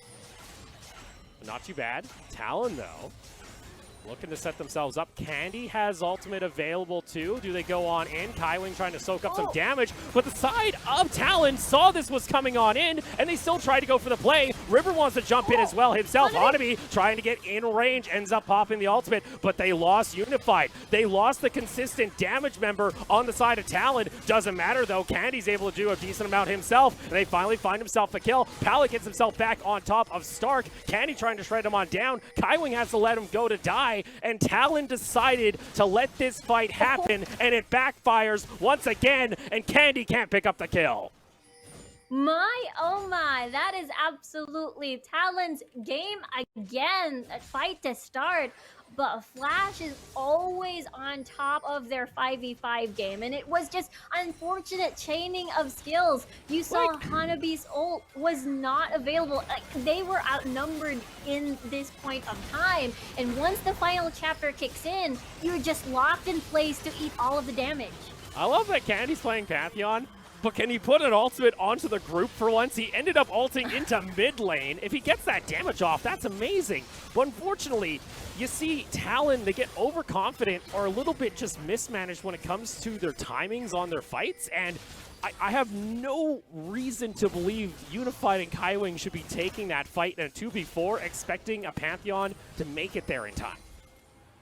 Yeah, it takes a while for the channeling. It takes a while for Hanabi to arrive. So they really need to let Candy start the fights first for Hanabi. Okay, if they get Slater like this, though, that is disaster. The knockup also comes on through. Talon are not slowing down. They may have made one mistake, but they do not give up as River is able to find the kill onto the Lee Sin, which opens up the Infernal Soul. It did not face them at all, it seems, and the timing is perfect, too, as Slater, as a misfortune, as you're just in lane against, Candy on the Pantheon, it is absolutely very difficult to try and fight and react out of that. And now, that's 20 seconds on the clock, 13 more or less for Slater. Talon is going to be knocking towards the Baron. And there you go. You got to see what happens with a Pantheon ultimate. Gets right on top of one of the squishy members. And Candy also picks up a bunch of kills himself. And with Infernal Drake, this is a very quick Baron. It's up to Kati and the side of Stark to try and steal this one away. Prowling Projectile will not find its mark. And it's going to be Baron now for Talon for the next 3 minutes. Yeah, Unified has definitely enough items already to try to shred that down with the Infernal. And as you can see, this all started here. This is them, Talon, hugging the wall. And there's not a lot of options for you to escape with what you have, especially as a misfortune, with how much engaged that Talon has. I'm loving this brawl style come out from Talon. They're not afraid to use it. Stark does at least trade back a turret up in the top lane. It's still about a 3,000 gold. It's up to Talon here to really break open this game, though, as Candy is very far accelerated on this lethality build. You've already got the Edge of Night, as well as the Ghost Blade. 2 Black Cleavers also for the rest of your squad, and I think the big one, too, is Hanabi has been able to finish off his Zhonya. So once he gets into the middle of the fight, he can survive. Yeah, can definitely stall it out, wait for a little bit of cooldowns, and just survive as much as he can. Phantom Dancer already completed for the side of Unified here on the Aphelios, so a little bit of survivability. For Slater, though, he doesn't have cleanse, so that's something that Talon can take advantage of, considering, again, there's a lot of, heavy CC on the side of Talon in the form of the Kennen and as well as Candy. Well, Talon just going to go ahead and apply side lane pressure while they can, because in most instances, Hanabi isn't going to be necessarily able to match Stark because he went AP. Candy, though, can always be there. The rest of Talon also going to come nearby for members into the bot lane. Meanwhile, top lane is going to be taken as Hanabi is left uncontested. Yeah, it was Yijin that was in the area to try and prevent this, but unfortunately, there's nothing much you can do. Now, knocking on towards second tower here. For Flash? That ain't good. Oh, dear. Uh-oh. Slater. I'm actually shocked Talon decided not to pull the trigger. I think they just don't know what the rest of Flash was, even though they were just in the base. Talon could actually picked up 2 quick and easy kills. Nonetheless, Talon push into the mid lane tower as well and start open up this gold advantage by about 5,000. Hanbi also looking for a flank here. Does not have Flash, but does have Proto. Also knows he's not seen on a ward. Yujin gets caught out here. In comes the Pantheon also onto the back line. It's a bit of a mixed confusion here. As you did see, Unified and the rest of the squad, they're elsewhere. Yujin gets taken on down, but they got Hanabi. Wasn't able to pop his Zonias, and it looked like Candy wanted to go for the back line on the base, while the rest of Talon said, hey, we're happy picking up the quick pick. Let's see, though. Able to get the slow on Kati, but won't be enough. Yeah, I was a little bit worried during that engage. Just as you mentioned, their targets were a little bit separated, and unfortunately Hanabi had to suffer. Good news, Hanabi does have teleport, so that's something, and there's no other objective to take off of the map, so it is going to be pretty... They will be waiting for that. Meanwhile, it all started here. It was Kati meeting Hanabi over at the brush. Yeah, Hanabi... You can tell Unified was like, should I help him? Should I just let him go? And then the rest of the team was killing somebody else on the map. So a small misplay coming out there from Talon kind of takes the wind out of their sails, but you do have to remember, 2 minutes now onto this Elder Drake. Hanabi is still back up. He will also have his Flash available for this upcoming fight, as well as teleport, so if he can find a good flanking ward, that can work well for the side of Talon. Yujin, he's coming directly into the middle of a team, and he's going to get taken on down. And he has been spending a lot of time in that gray screen, I'll have you know. Currently 0-9 on the Lee Sin. Oof, that is... Yeah, 0-9, not exactly how you want to go, considering the early game was... Yijin wasn't able to... I didn't really feel Yijin's presence in the first 20 minutes of the game, and it is due to the fact that Talon is just pressuring Flash everywhere. Now that's 20 seconds on the clock once again without their jungler. That is fine, but most of the time during this point of the game, Lee Sin will fall back into that play-making style of looking for flanks, getting that kick on towards Unified towards the team, but that's not going to be available, and, Engage will be a little bit telegraphed, or perhaps rely on Stark for that flank. And yeah, because Yujin kind of got shut down so much, he's also gone full damage. He isn't even going tanky Lee Sin, so if he even tries to jump into the middle of the fight, you saw how Hanabi was able to take off about a third of his health bar with just him going into the electric run on the side of the Kennen. Yeah, it's not a fun time to be Yujin, but if he's able to make that hero play, and Talon would know hero Lee Sin plays. River was able to steal away a dragon in Game 5 of the PCS final. So it's not out of the question for that Lee Sin to still be able to do something, especially possibly right here if they're able to find a good flank onto these members in mid lane as Yijin alongside Pallet. Does look like, though, Elder Drake will be spawning in less than 10 seconds. Baron still about 30 seconds out. So Talon are going to be the ones to try and get some positioning here as Yijin's still waiting, still wants to get a massive flank, is going to show himself through the mid lane. Does get spotted out, though, by a tower. So unfortunately, can't really move anywhere, and he tried to go for the jump over the wall. He ends up failing. Hanabi also has the teleport flank, has Flash available, and Flash, they're on 2 sides of this Dragon Pit. Do they wish to try and go on in? Candy pops his ultimate, gonna jump back in immediately onto Slater, and Slater's gonna get targeted. Talon just back off the dragon at this point. Pallet's also gone. Kati ends up using his teleport to get into the middle of 3 members from Talon. Hanabi on top of Stark himself, and poor Stark is gonna get taken down. Hanabi finds the kill, and even then, Candy jumping on in, finds himself the stun, the knockup from the Rek'Sai, and all 4 members of Flash get taken down. Kati is trying to delay. Meanwhile, Unified pushing in bot lane. Yeah, Unified heads straight towards bot side, and this is going to be a very, very long fight, but you know, Kati will definitely win that one. He has a lot of magic items in his inventory, but it don't matter as we see Talon already knocking towards the base. And with that, without the Nautilus able to come back to the base, it's actually Kaiwing who's able to stall him out. And like that, Talon are able to strike back here in Game 3 and bring the hammer into Game 4, going up in the series 2-1. And there we go. It's match point for Talon. It seems to me the brawl style of play is definitely where Talon succeeds over Flash. And it seems to me, you know, perhaps they could just rinse and repeat to just win the championship. Yeah, unfortunately there for Flash, it kind of felt like that Talon kind of said, okay, enough screwing around. We're going to get ourselves Pantheon. We're actually going to play from our mid and jungle and make things happen. It's kind of a complete turnaround from what we see in Game 2, where if River's on a, you know, high-impact champion where he can try and make plays in the early game, help his lanes out, it's a completely different story if he's on something that's farming away like Trundle. Yeah, I'm not exactly a big fan of game number 2. Again, we did mention before the cast, it will really heavily rely on how River and Yijin move around the map, and it seems to me the early part of the game, it was basically Yijin trying to pick up the pieces, like, where do I go? Because basically, you know, if you add Candy into the equation, it just makes things 3 times harder. Yeah, and unfortunately, like, once Candy gets this far ahead, it's a rough time, to say the very least here, as MVP is going to be Hanabi in the end, and also another replay. I think that's fair for Hanabi to actually get it, though he had some good cannon ultimates, to say the least, but Candy started to really pop off there in the later part of the game. Yeah, I think maybe perhaps the angle of his ultimate placements probably bumped him down, and that's the reason Hanabi is our MVP now. But at the same time, they actually, you know, Flash had signs of life here with Slater's flash into the double up, and unfortunately, it's, again, there's still too many threats on the side of Talon, and there's only one Slater.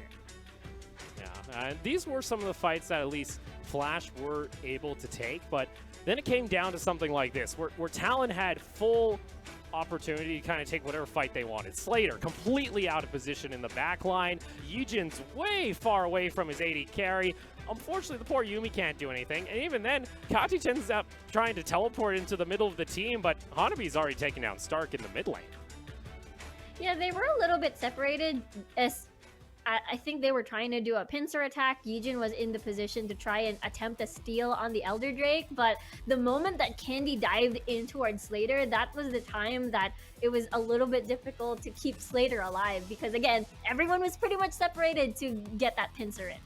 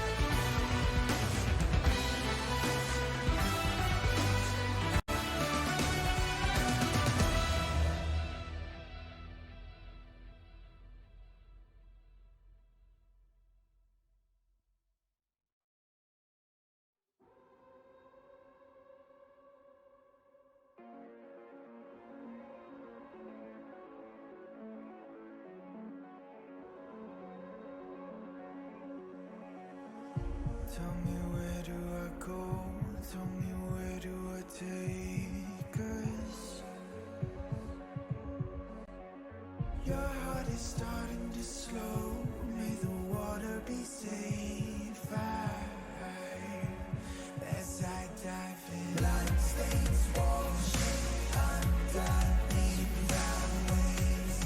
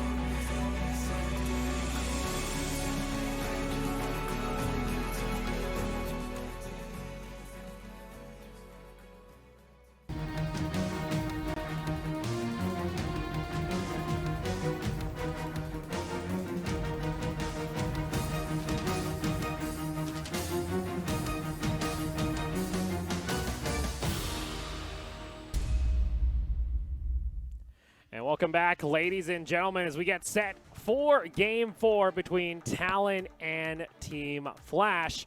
Talon with the opportunity to close out the series with a victory here and take home the crown for the Mid-Season Showdown. Welcome back to the English broadcast. I'm Opal, joined by Riku. We're already directly into draft, and the big story here for Flash, they're going to be taking A, blue side, and 2, we have ourselves 2 substitutions in the form of Ego and Neul. So for Ego, this is going to be his second game. He debuted yesterday in the semifinals against Machi. Neul has been playing majority of the mid-season showdown with the round robin. Unfortunately, only has acquired 1 victory over most of the matches, and therefore what adjustments that does Team Flash, as we did mention before we headed over to the break, is that the roster previously was the strongest of Flash. But we already see from the bans, this is Flash adapting. They don't wish to see this Pantheon that has netted Talon their 2 wins so far in the series. Meanwhile, Talon getting rid of the Syndra as well as the Set and the red side Graves ban. Now for Flash, are they the ones that are going to first pick the Aphelios away from Unified? And that does appear to be the case. Yeah, and that's going to be the first time in a while since we've seen Slater on this Aphelios pick. Usually he would go for the Callista, he would go for an Ezreal if it's open, but now he's going to be on that Aphelios, which might be something that, you know, Talon can play around with. Now that we see Ezreal being picked up, will we see the Yuumi being picked here at the second rotation too? Yeah, possibly lots of poke coming out from that bot lane. Interesting, though, that we are seeing Unified have to fall back on the Ezreal before even, like, the Misfortune. When we were back in the regular season of the PCS, the priority for the Ezreal, at least for Talon, was pretty much non-existent. It was always, all right, if we don't get the Aphelios, we'll fall back to the Misfortune. But they seem to rather have that, as well as a Renekton getting locked in, likely for Hanabi in the top lane.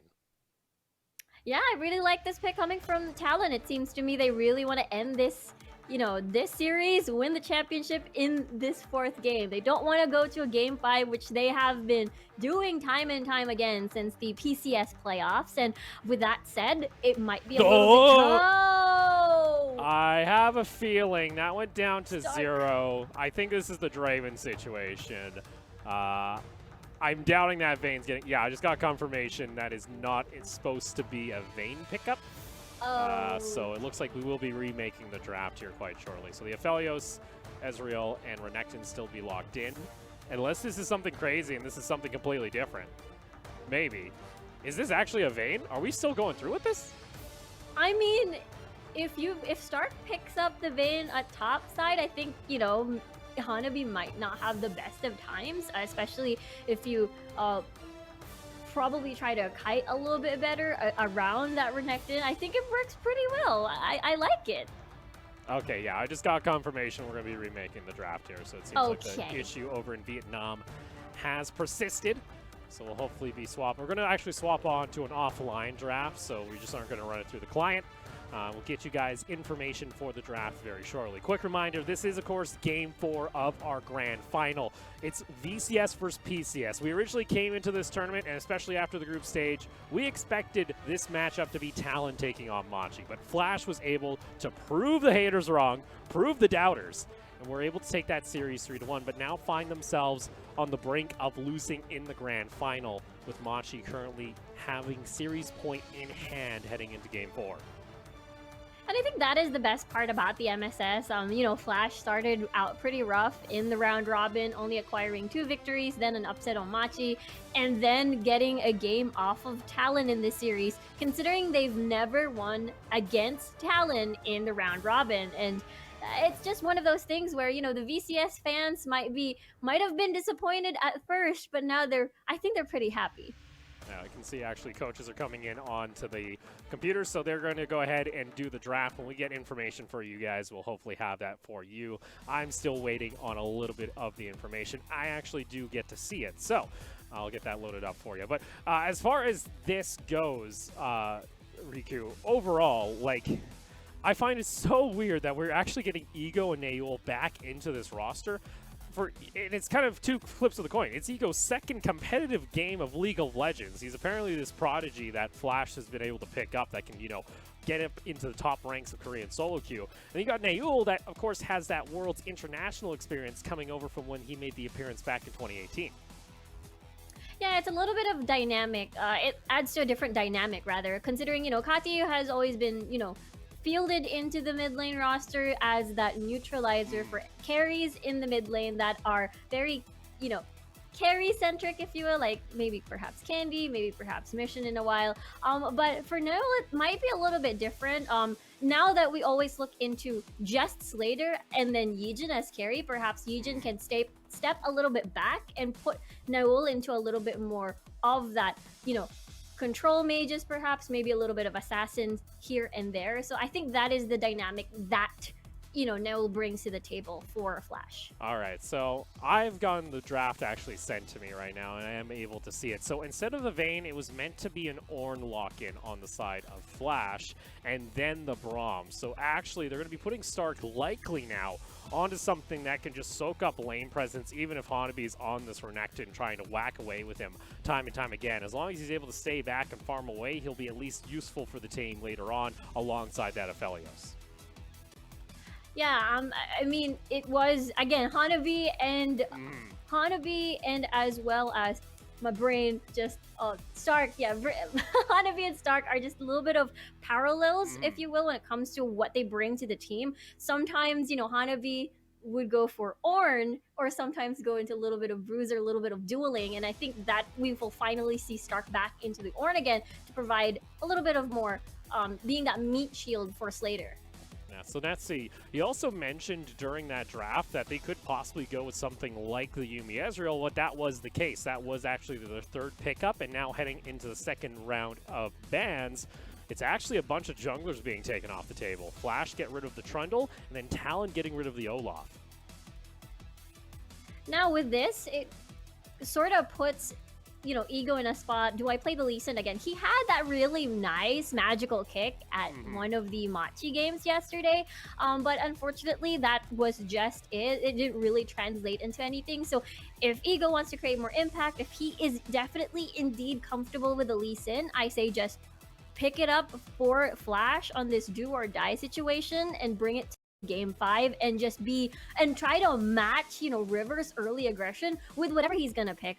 Perhaps Rek'Sai and Jarvan could be quite the juicy pick for this draft in particular. Well, actually, it's weird here, because Flash was actually hovering on the Elise ban, but decided to actually ban out the Silas instead. So for them, they're actually leaving on the table the opportunity to go with this Elise if the Rek'Sai is locked in, as Talon got rid of an Olaf as well as the Zoe. Interesting enough to take that one away from Naeul, considering Candy has been usually one to actually play it to success on the side of Talon. But now Elise is going to get locked in, considering it didn't get banned out here by Flash. That does give them the opportunity here for Ego, if he wishes, to go on something like the Rek'Sai. I'm a little bit afraid. We talked about how strong Talon's 2v2s is and 2v2s are, and the same goes for like Hanabi and River, and that is going to be a deadly combo. We've seen how early game dives just go in favor of the Renekton Elise combo, and just as we mentioned, Ego could just, pick the Lee Sin up. If that is what you're comfortable with, go for it and just try to match River in the game. Yeah, if you're going to go with this Lee Sin, go for it, I guess. We'll see whether or not that's actually going to pay off for them. But final pick up here, we are looking toward the mid lane. And Talon's draft setup, it has allowed Candy to go ahead and just get the counter pick in his favor if he wishes for it. And this is a bit of a change up. We're actually going to have Flash likely be picking up what looks to be a Corki here. And yeah, it does get locked in.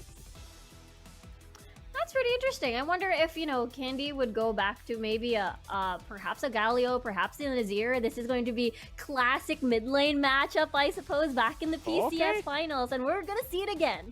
Yeah, we're getting the PCS regular season special. It was Corki Azir in the mid lane almost every Talon Machis game.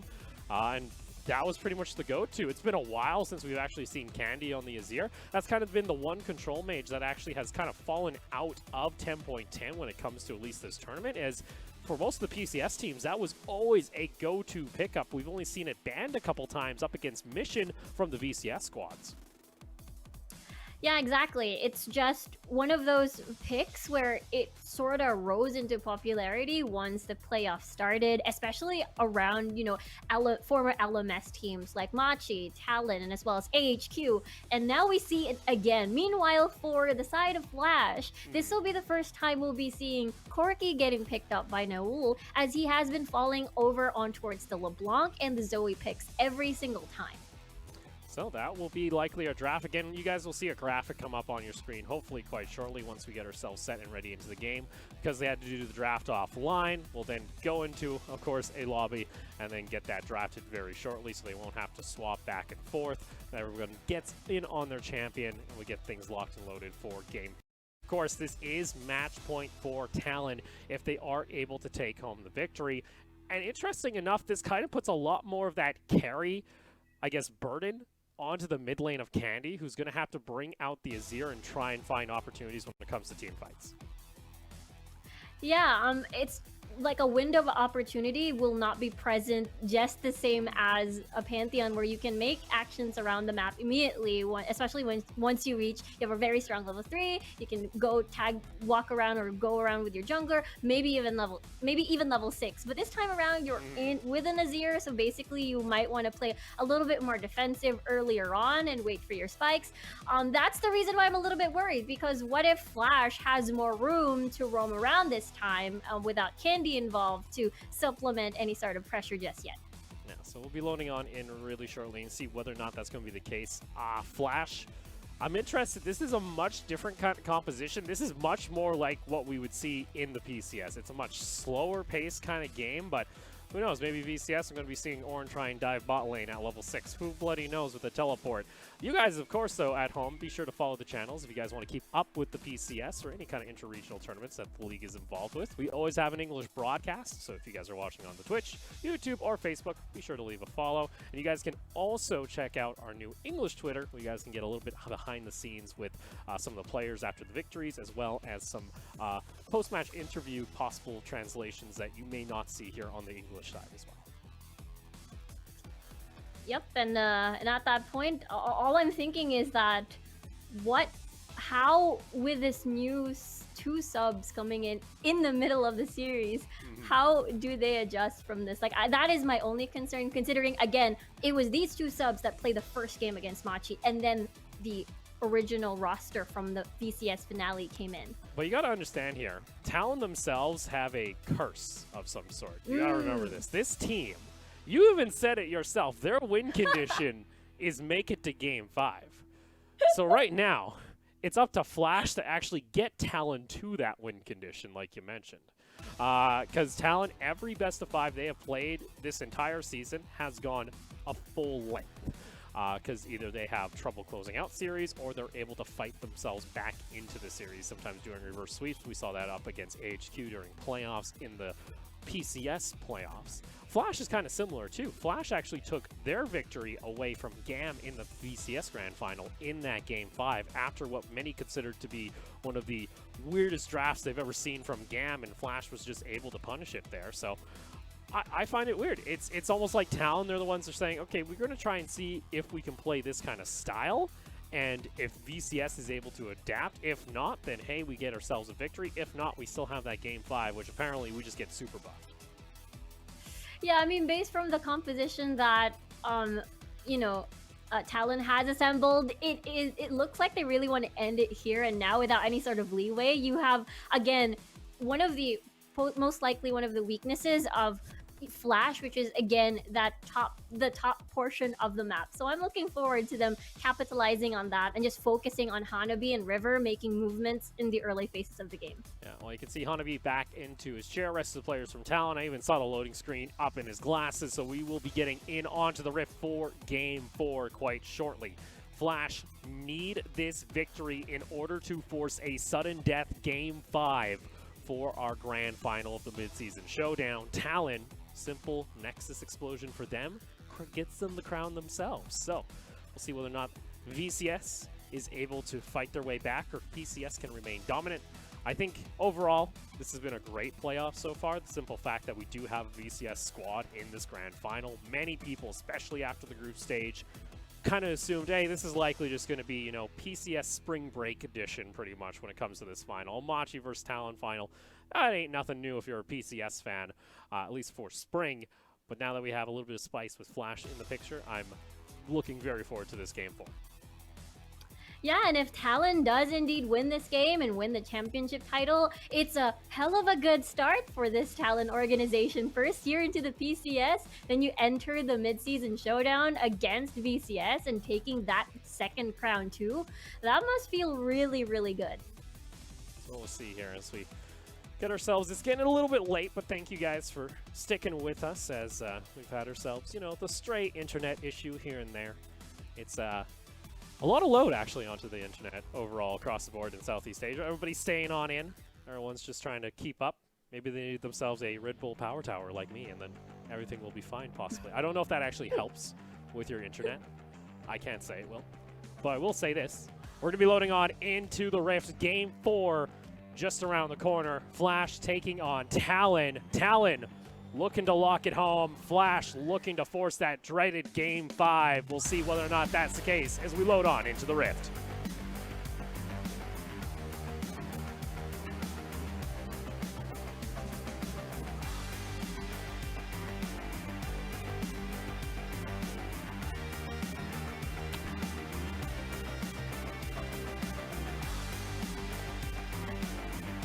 Welcome to Summoner's Rift.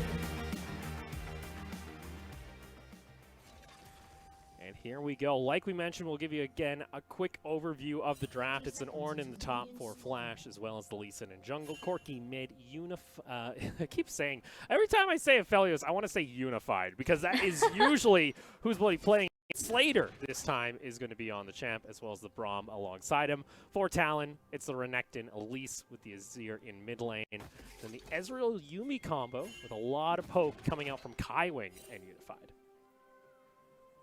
Yeah, it's understandable.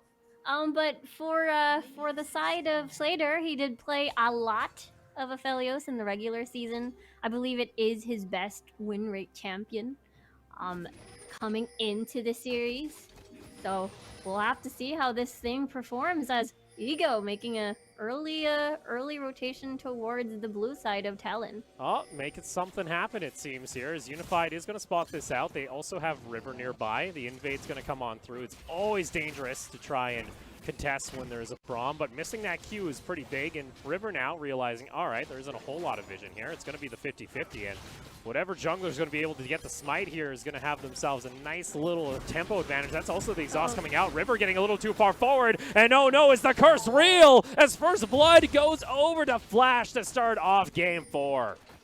Whoa, that is absolutely not the start that River wanted. Having to burn a Flash, but still falling towards his death. That is Flash again with an unexpected start, and Talon not able to react properly.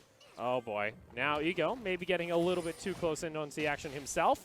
Will get himself back over to safety though without having to burn a summoner, as Unified and Kaiwing unfortunately can't do a whole lot. Let's take another look here. A lot was expended, and unfortunately River just kind of walks up into the exhaust range.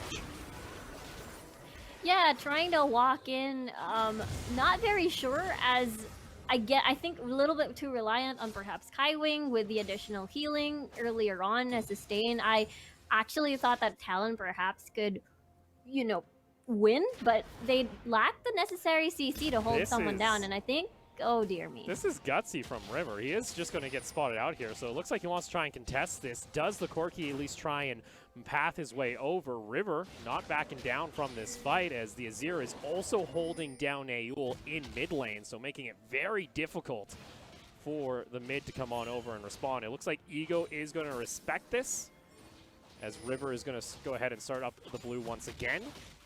We'll see, though. Ego doesn't want to let this go. He's trying to bring it. River's bringing it all out into the river. River, you might as well just let it go if you're not going to take it. Bit of a wacky start coming out here, as the tempo a little bit skewed for River, it seems, in Game 4. Yeah, I think that is definitely a win towards Ego. We'll have to see, as it seems to me that he's decided to move towards red buff instead, so they will do spot this out.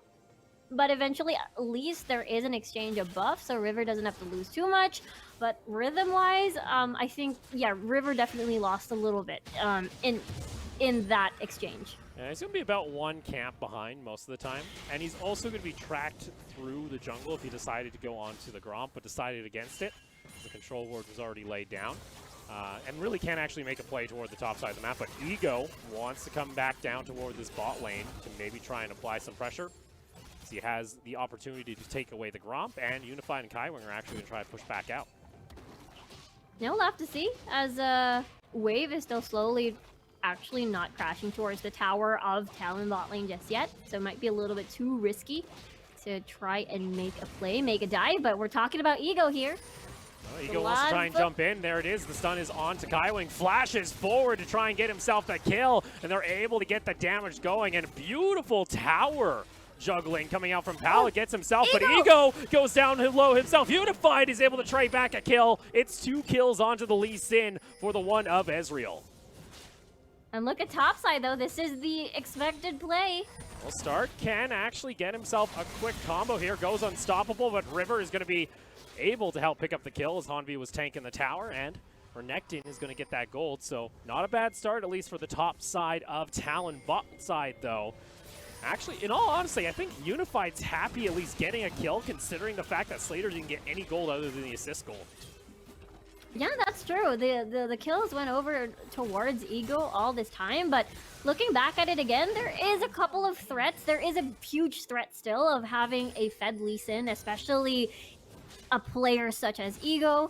Meanwhile, though, this has been, the expected outcome, as, Stark on an Ornn, you got Hanabi and River here on this really strong duo combo. And I suppose this will be rinse and repeat. Stark has to be careful. But you're putting a lot of pressure now onto Ego. The fact that he was able to get that kill gold means he needs to continue visiting these lanes or trying to apply pressure onto River. That's always kind of the curse that comes with a Lee Sin pickup, is you always feel like he becomes less useful as the game goes, and he'll only be there for those kicks in the late game. So trying to accelerate his other lanes looks to be the objective here. But 3-2 here in Game 4, Flash with a slight gold lead.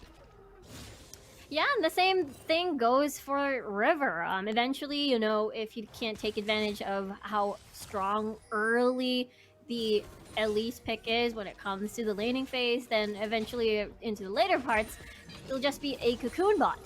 And at this point, it's just a little bit of mirror when it comes to the jungle.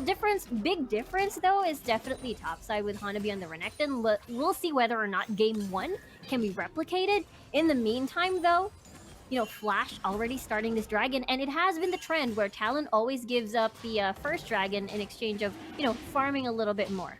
Yeah, unfortunately, no real Rift Herald also, because we're still pretty early on in the game. So, nicely done here by Ego. He's able to go ahead and take the dragon. For Talon, like you mentioned, it's not out of the question to just go ahead, give that one up. Mid lane, we're also not going to see a whole lot of action. It's Candy versus Naul. It's Azir versus Corki. It's pretty much as farm heavy as you possibly can be, as both are just going to be playing kind of ping pong in the mid lane, just, you know, clearing waves back and forth. Yeah, this is, I gotta say, a little bit, I wouldn't say uncharacteristic, but it's so different from what we usually see, especially looking into the previous games that they had, like Flash constantly trying to make plays around the map, including, you know, Gam is always practically everywhere. But at this point, you know, sometimes you can try to match what Talon is quite comfortable with way back in the PCS, where it's kind of just quite farm, meet at Rift Herald, meet at Dragon, exchange objectives here and there, and, you know, when the spikes happen, especially for Slater and Naul, then that's the time they can press that go button. Well, Hanabi, gotta be a little bit careful. You do see Ego just skirting around the outside of the vision line. Decided to go down the river himself. Let's see if he does a path all the way back up toward the top lane to try and go in onto Hanabi. Maybe just trying to see where River currently is. Little does he know, River's actually on the top side of the map. The ward did just disappear. River is going to spot himself. Let's see whether or not Ego actually wants to path out. Both of these junglers just dancing with each other when it comes to the top side of the map. Hanabi, not sure if he spotted that out, and it seems to me River will decide to go back first. I'm a little bit worried as, you know, Pallet is rotating top. Yeah, interesting that River decided to just let that one go. Maybe they realized that, hey, the Braum isn't down bot lane. There's a possibility he has friends around the corner. So Talon aren't even going to be able to get the Rift Herald in exchange for the first dragon that was taken by Flash. And both neutrals will go in favor of the VCS squad. I guess they were worried about, you know, the sets that could happen. If you do potentially combine with the Oran Horn with the utility that Pallet has joining into the fight, not very sure if that's gonna not gonna end well. It's gonna bode well for Hanabi and as well as River, and they'll be fine giving up the first Rift Herald. Scuttle gets secured at least for Talon on the bot side of the map. Mid lane, we do start to see Candy build toward his Nashers. May also go into the Loons first because he does have that lost chapter. We'll see what he decides to do. Usually see Loons if you're trying to get a little bit more poke in lane. He could go into the Nashers if he just wants to be a little bit more of a threat for the team fights, if Talon are looking for that right into the mid game. And you're doing tier stacking at least on both sides. Naul just picked up his on his second back, as well as Unified already starting to work up his Muramana. I wonder if there's going to be a play being made at mid lane, most especially, as I feel like that is going to be the most vulnerable lane. That is the most vulnerable to, you know, Lee Sin bicycle kicks, if you will. So I assume River is going to be ready for that. But based on the movements from Ego, he's hoping to see whether or not they can either catch someone off guard rotating over maybe placing a ward, or no. Oh, Naul. He doesn't know. Over the wall he goes. He gets just shoved immediately into the cocoon. Tries to flash himself to safety. Gets over the wall. River actually doesn't use his flash until the very end. He'll be able to strike down and finish off the Corki. Almost the great escape for Naul. And here I thought Ego was supposed to make a move on mid lane and perhaps take advantage of. But at the same time, quite unfortunate. There's not a lot of vision to work with to be a little bit more aggressive outside your lane, and, you know, Talon is really good at taking advantage of these sorts of decisions. Unfortunately there, they probably would have hoped to at least try and get that kill onto the Azir, but meanwhile bot side, True Shot Barrage also going to be coming out there. That was the teleport from Hanabi. He gets himself pretty far low, but in comes Stark. Call the Forge God finds the knock up onto Unified, but it looks like both members of Talon are going to be able to find themselves safety. River also pathing down. Brick's first brick goal did go in favor, though, of Flash's bot lane. Nicely done. More gold for their win condition once more. Again, Slater has been one of those key players when it comes to, winning the VCS championship. But at the same time, you've got Noel here on this Corki. So a little bit of weight can be shifted, and Noel can sort of pick up the pieces and help out when it comes to the team fights. We see Talon. They decide, all right, we don't wish to give up the second dragon right away. Pings are coming out toward the top side of the map for Flash, but still more than a minute away before the Rift Herald is even available. It looks like they're just saying, all right, you know what? Let's try and get at least a push onto the top side of the map, get a couple more plates onto Slater, as Talon are going to be occupied with this dragon tank. And that's going to be a reset for them, which means a little bit too late when they want to do a rotation towards Rift Herald, maybe defend that area a little bit. But Teleport's going to be used. I'm afraid he might get dove upon. Okay, Teleport coming out from both Unified and, Candy, but unfortunately, I don't know if it's going to work out, but they do get themselves the Shurima Shuffle, and Candy finds himself a kill. It will be a trade 1-for-1. They do prevent at least 2 plates from going over, but one was still secured, and Slater gets himself a kill. That was a very clean Shurima Shuffle. But yeah, it's in sacrifice of Unified's life, unfortunately. I feel like they wanted to make a very smart play, take advantage of Slater, but the problem was, it was Unified. The teleport timings was just unfortunate. It was Unified that dropped in first before the rest of the members followed through. Yeah, unfortunately, maybe a little bit late there on the response from Candy, but nonetheless, it is a trade 1-for-1, but there was a turret plate, and Slater on this Aphelios is happy getting some gold, but similar as Candy on this Azir. Finally, he's actually been able to get himself the proper kill, not the assist gold, so that helped him kind of reach his next spike, which is going to be either just Nash's or Loon's, depending on what he wants to go with. Yeah, and I feel like that will be an immense threat later on as the game progresses, because for Flash, they also want to take this the long road, actually, and with that, they'll actually be online at the same time as Candy, which is going to be insanely scary. The same goes for Unified 2 on towards this Ezreal, which can definitely poke a little bit better before Talon decides to go all in. They also have some form of sustain as well.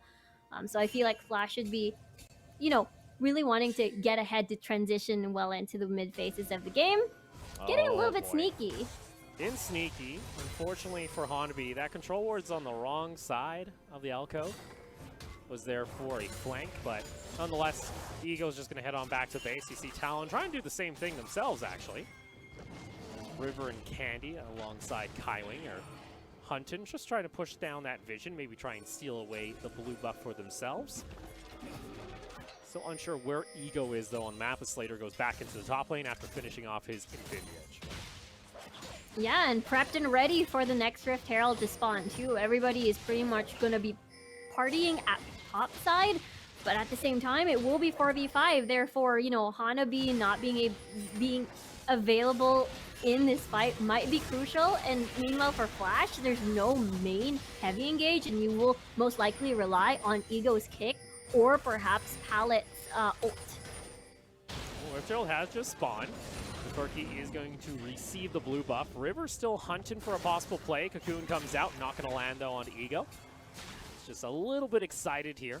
So unfortunately for Talon, their invade play does not pay off. They did at least get the scuttle on down and a lot of vision through the river, so they do have Rift Herald control, but still have to deal with the fact that Palette and Slater are still pushing in top. But look at that. Hanabi decided to go buy items and reset and make their way towards Rift Herald, which means it might be a very scary 5v5 as everybody else is converging over in the mid lane. Nashor is already completed, i.e., just as you mentioned, for Slater, already done. Black Cleaver, pretty good to have coming into the next fight as well, but Sunfire Cape adds a little bit of tankiness. Flash having the first package is available for Naeul. 5 members of Flash in the river. Hanabi kind of wants to get close. You do have Unified also coming on over the wall. Has the 2-shot barrage available. and plenty of vision comes through the pit. You also have Candy looking for, again, the flank. They're able to at least get River to go up into his rappel. A lot being used here, a lot of disengage. There is going to be the root, though, and Palette has to flash away. Candy, though, finds himself the shuffle, but not able to find a target. Palette gets taken on down. Hanabi onto the back line is able to at least force some summoners blown. Slater, though, has remained untouched this entire fight, but now becomes the main focal point as now Hanabi is looking to track him on down. Stun is going to land, and that's a dead Aphelios. And like you saw on the coach cam, Talon are able to find themselves 3 kills for 1. Talon's gonna be pretty happy about that. I mean, the Shurima shuffle was sort of denied because of all the flashes on Flash's side, but Slater was, you know, left to die at the backside of the map, and I was actually a little bit worried. Oh, Hanabi, he holds on to the stun, forces out the Valkyrie instead. He gets himself a quick dive as Naeul just does not respect this Renekton, but Hanabi's already level 12. He's already got a Black Cleaver. He doesn't care.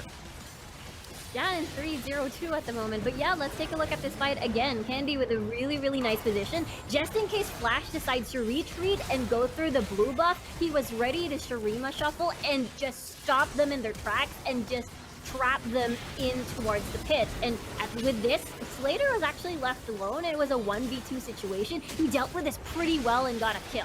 Unfortunately, when Talon changed targets, Slater didn't have much room to auto attack.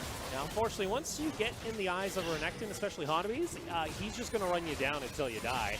And then Naeul, because he didn't have a flash here, he was mainly just trying to protect the tower as much as he could, but Hanabi at this point doesn't really care, and the fact that he has to stay underneath tower, he's just doomed. Yeah, it's just one combo, basically, and a little bit of autos here and there, and Naeul, not exactly the best start here as the Corki, and that's also giving a couple of kills over to Hanabi, which is, again, going to be your biggest threat when it comes to the backline damage dealers such as Slater. Look at this, though. Talon show 2 members down bot lane. Lots of pings coming out from Flash. Looks like they actually want to try and jump in onto this top lane, as that is going to be the Rift Herald popped. Hanabi does spot this out and realizing, all right, maybe not the smartest to stay around. It's going to be a trader first-tier towers on top of bot.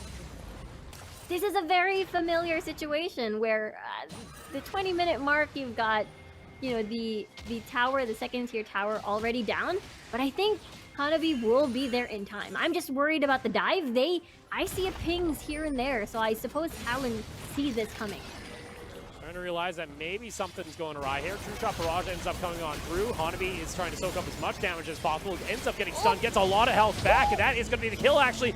They take down Slater. Candy and them join in onto the party. Unified, not able to at least dodge away from the call of the Forge God. And that is enough to at least disengage, but River still on the hunt. Is going to be slowed down, though, by the Q of the Braum, and it looks like Talon cannot go for the chase as Flash disengage. Good job by Hanabi, still managing to get an exchange kill off of that, and even saving the tower. And with that said, he survived long enough to manage to get a full, like a heal off of that and dash through, you know, Slater's death. And at this point, Flash decided to run away instead. So 6-9. Gold still pretty even, nonetheless, as the additional tower at least taken by Flash. It's kind of at least equaled out a little bit of the goals, as well as the turret plates they got earlier on in the game. Candy now finishing off his Leandri's Death Dance, though, online for Hanabi.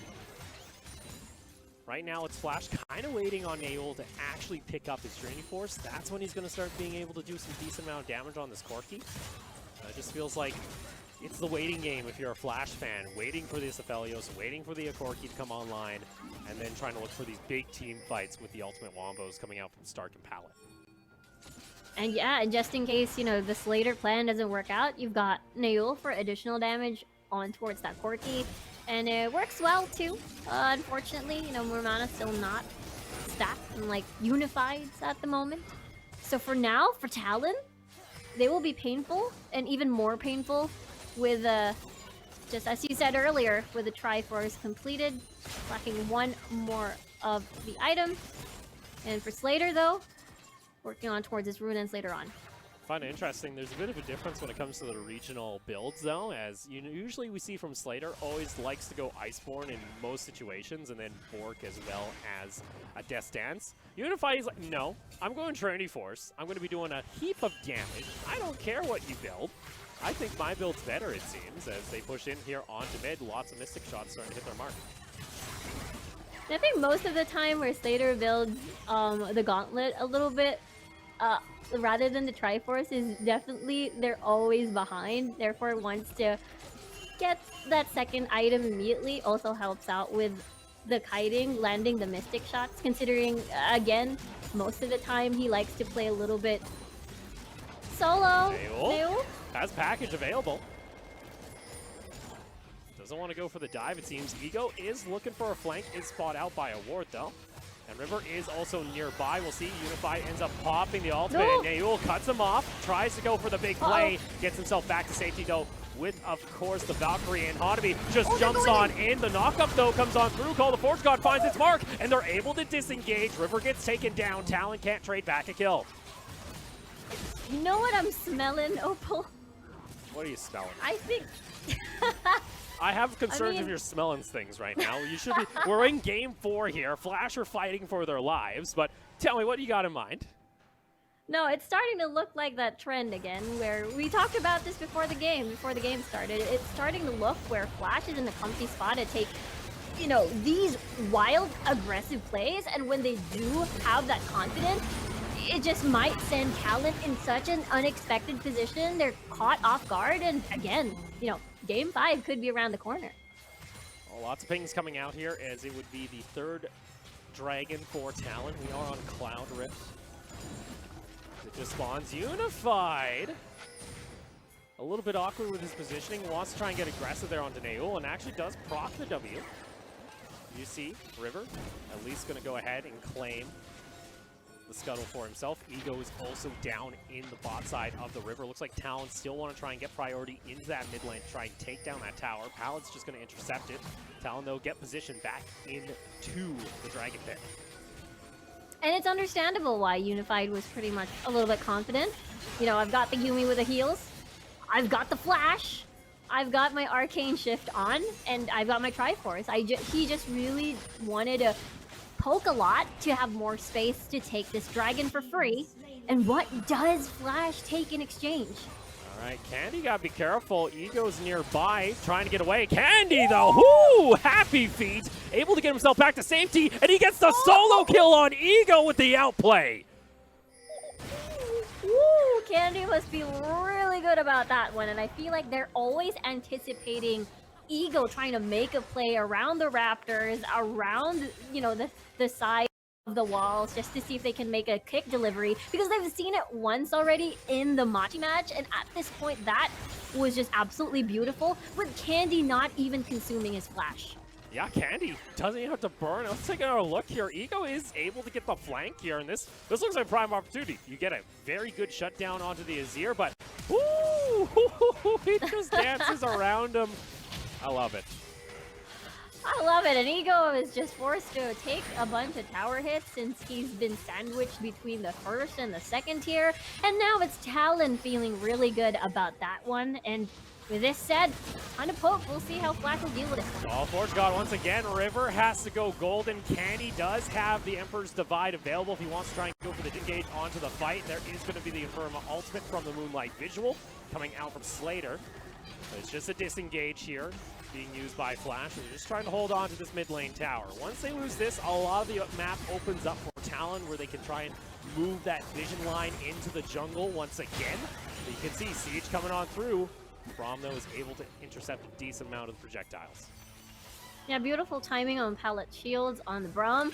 Yeah, it's good. It's just basically hard to try and siege because there's a lot of options for wave clear in the form of Slater and as well as Noel, and therefore just had to concede and not risk any sort of other hard engage that could potentially lose their, you know, footing for Talon. Considering again they've managed to try and outplay Ego as well, so that might take a, you know, chink in his armor in terms of confidence, but we'll have to see as, you know, 25-minute mark here, and there's still no clear winner. And for Flash, that kind of works out in their favor. We kind of mentioned, you know, Slater is that big win condition. If he's able to stay alive on this Aphelios, if Neul can do the the same, they'll be pretty happy. You can also see ornaments are coming online now. You do have the 2 upgrades on Stark himself, and also you can go into that Molten Edge for Slater to help him get some extra damage, or even the, again, Black Cleaver possibly too upgraded for Ego if he really wanted to. Yeah, there's a lot of value being taken from, or rather on towards this Horn pick as the game progresses with all the upgrades and such. For Talon, they do have Candy, eventually also scaling into such a scary monster. But at this point, it's all about Talon getting control over the side wave so they can take advantage a little bit more when it comes to sieging, and that's going to be mission accomplished. That's, just as you mentioned, more room to work with, especially in the next few minutes. See here. Now the Yuumi alongside River for a little bit. It kind of feels like both these junglers are starting to get into that unfortunate situation where Lee Sin is a kick bot, and then River is a cocoon bot. One of them is going to have to land at some point. Unify getting a little bit too close to the action. That's what they call the Forge God, also used by Stark. Gets rooted. True Shot Barrage also cuts on through. River's able to get a decent amount of damage alongside Candy, and Stark goes down to about half health. Hanabi was looking for the play. Corki forced to use the package defensively. And actually for Talon, that's a great cooldown to get rid of. There's still the Aphelios ult. There is still the kick, but the Ornn Horn will be your main engage. That this is is the Baron, and you have to respect that Candy is in his ear. He can rip apart this. Flash kind of realized, oh, we're a little bit late to the party. That's already too late. Hanabi over the wall, and the Baron is going to be secured. Ego tries to at least equal on back. Call of the Forge God does not find its target, as now Stark has to back off because it was already used. Moonlight Vigil also wants to be procced. Flash at least trying to find something. Slater is still very healthy. Stark flashing up forward, finds the knock-up onto Candy. Candy gets himself back to safety. True Shot Barrage able to cut on back. Oh, Slater going a little too big deep. Ends up getting the kill though because of the rune hands. Unified over the wall. Ends up taking it back. Candy wants to jump in onto the backside. It is going to be Naul though picking up a kill. And in the end, it is going to be 4 members of Flash. A triple kill for Unified and Baron for Talon. Are they still going? Do they want to pursue Naul here? But this is such a massive decision from Talon. It was risky. We've sort of, spoke out about Talon's risky Baron plays, but this time around it worked out well because Flash is unable to, feel the waters and, get there in time. And you can see there on the picture-in-picture that is also going to be Talon at least securing what appears to be the Cloud Soul as well. And I'll give it to Slater. He tried his best to clean this up. If he was in auto-attack Candy, this could have been a different story. This could have been a wiped side of Talon. It was only Naul that was actually able to get some damage back onto Hanabi. So now Cloud Soul secured for Talon. They get themselves also 30% cooldown reduction on the ultimates because of the stack, as well as the movement speed, and Baron buff for the next minute and a half. It was so difficult to watch, considering that you saw Unified being chunked to 1/4 HP, only to see it be back in full because of Kaiwing's healing on the Yuumi. And I think there's not a lot of good answers when it comes to, like, anti-healing on towards Unified at the moment, or rather towards Yuumi at the moment, because usually in the previous games when there was an enemy Yuumi, you see early game executioners, but I don't see it at the moment, and therefore just focusing on the raw damage, which is understandable because you damage later as inflicted to the team. It's just not enough. That Unified can do these towers. Again, he just presses forward. He's also finished off his death stance, so that Ezreal has a little bit more survivability. Even though he is lacking that Iceborne Gauntlet. Ego just tagging the minion, wanted to maybe play. Gotta mention though, Molten Edge has been now completed for Slater, as Stark did upgrade that, but Talon are not relenting when it comes to this split push, as Hanabi has just been in the side lane non-stop. Unified rooms on over. That's another tower taken here by Talon as they open it up to a 5,000 gold lead. 30 seconds on the clock for this Baron. They're still continuing with the siege, just as you said, with Unified just gonna dive in and getting, that proc on towards the tower. There's also, Azir just trying to shred towards towers, as that's another tower falling down for Flash. And this siege, it's pretty heavy on the side of Talon. If they're able to find this inhibitor, I'd say it's mission accomplished, and it'll be just that. Baron buff will time out, and it's going to be a 4,600 Baron buff power play completed there by Talon. A great pick, as well as now putting a lot of pressure on Flash. There's now lots of pings coming up toward the top lane. Hanabi wants to just apply split lane pressure. Has teleport available. And we're going to have Elder Drake now in 3.5 minutes. Yeah, that's maximum value over towards Baron. There's only... Even Candy is still knocking towards this tower. Already ready the soldiers to escape. But that's going to be mission accomplished. There's no answer from Flash because they are unable to transition Nayul into, you know, that quirky powerhouse. Oh no, the stopwatch. Oh boy. No. Oh That's boy. important. That's an oops right there. Mm. We want to look at that. Second game, stage Yeah. nerves. You know, solar wind, something like that. Either way, maybe that is, maybe that's some of the mental starting to seep through on the side of Flash. Maybe the players are kind of at the point where they're like, you know what, we're starting to fall a little bit behind here. Maybe we're just going to end up losing this. Maybe we can't take it back to a game 5. Who knows? But there's still opportunity. There is still this win condition of Slater picking up massive damage during a fight and finding an opportunity. Talon wanted to, but it looks like they actually just want to give that back on over to Unified. I was kind of confused if they wanted to look for a play immediately. So loop up onto Unified. Talon just get full control of the river once again. Yeah, and the best part is when, by the time, you know, the Elder Drake comes, is just perfect timing too. There's not a lot of threat for topside for this Baron. Ego, I'm worried about you. Gets himself back to safety, able to safeguard over to control ward. Still though, Talon just setting up a pick anywhere in the jungle. Because remember, if Flash gets taken down, that opens up the opportunity for possibly a Baron if it spawns within the next 2 minutes. Elder Drake is also coming up shortly, so the reset time is kind of weighing in a bit close. Candy also looking for possibly a play, and even with the shield up, they still do decent damage onto Talon and Slater. They continue to press forward as it looks like Flash just don't have any answer to this siege from Talon. Yeah, if they stand too close to try to clear the minions despite having such decent range, especially in the form of Nayul, pallet is insanely low. And now the issue has become, can Flash hold on to their base? They're looking at possibly losing this final inhibitor tower. Call it the Culture God. It does actually land in onto Unified. Nayul goes very deep into the back line. Hanabi wants to press forward into the counter re-engage. Slater has to back off as Hanabi was flashing toward him on the Renekton. Tower still stands, but for how long? As Candy just wants to press forward. Unified will take it, and that's out every tower except for the Nexus exposed now on the side of Flash. Unified very, very brave as long as Kaiwing is on his side as the Yumi. Arkin shifting forward with the additional burst.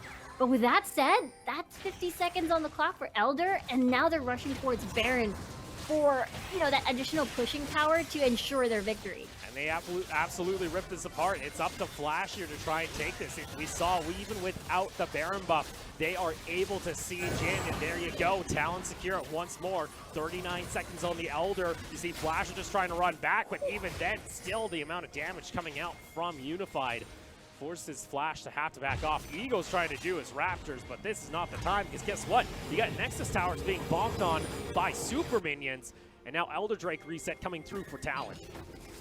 And the Nexus Tower almost falls down. Good thing that, you know, Flash is able to go back and clear the wave in time.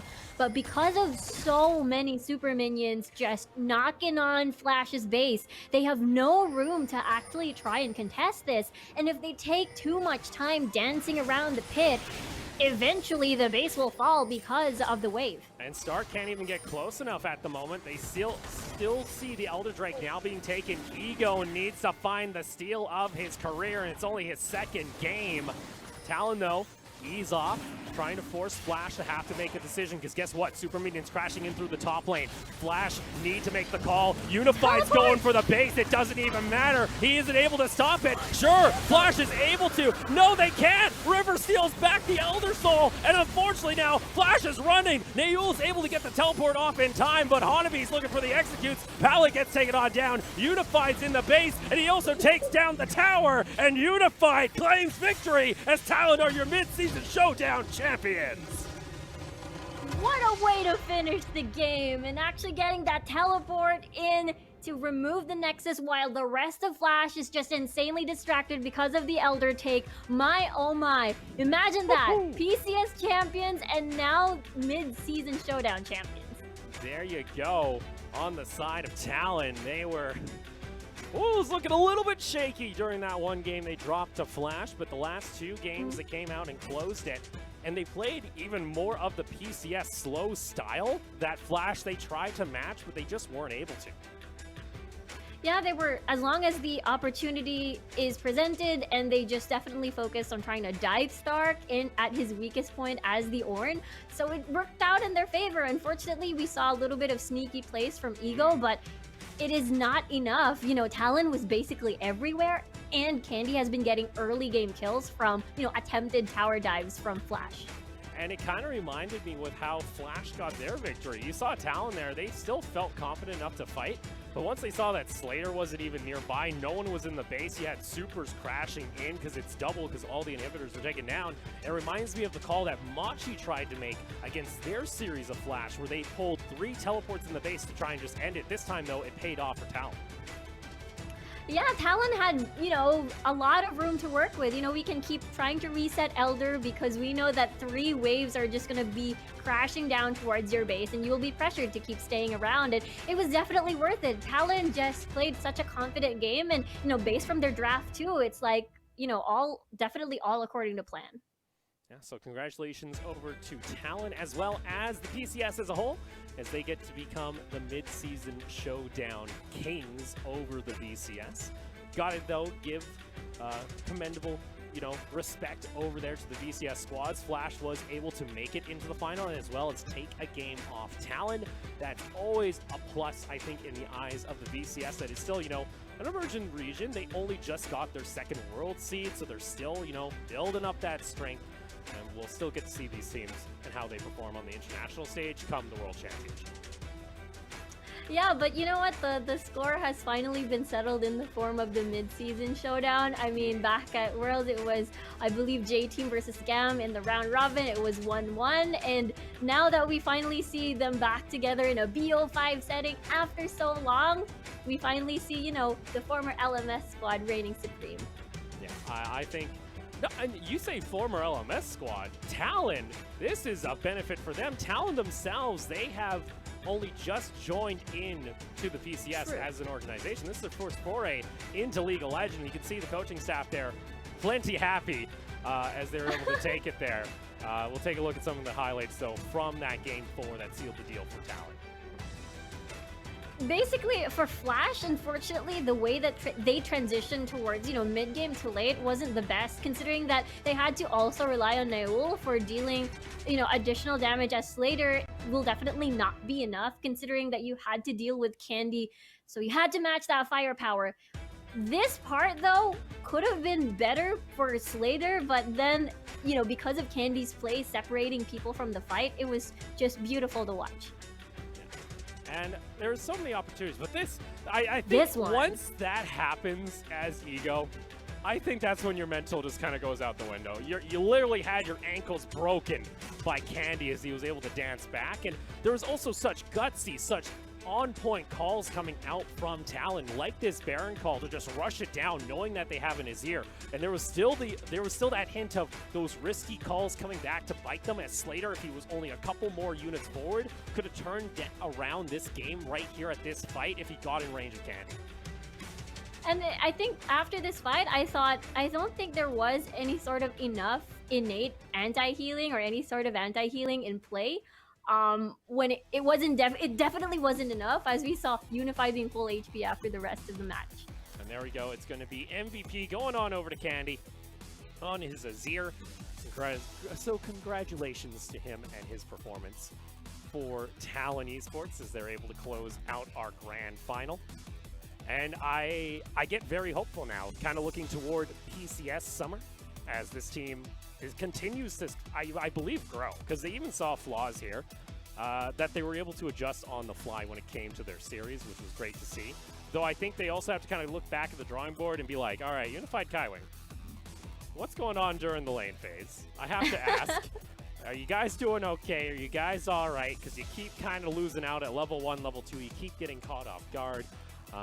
But that's all improvement for summer, and you know, Machi and Talon, they were the top 2 when it came to spring. They could possibly be the representatives for the PCS come the World Championship. And same over to the VCS. Team Flash still has an opportunity to prove themselves, as I do believe we do have a 那当然有几 interview 个访问的问 with 题啊，下 one 面 of 来 the 讨论。 players. 首先 I 第一 do 个问题 hear 是 that，第 audio. 二场的时候 Team So we'll Flash be 其实 jumping 拿 on 出了这个 over 龙 to 女， them 它是 with 比较特 Patty, 别的 our 角色，并且 translator, 造成比较 helping 大的 you 一个 guys 威 the 胁。那 interview 你 with 认为 Hunter. VCS 的选角跟 PCS 最大的不同点在哪里？在这4天的赛程，你有什么样的一个感觉呢？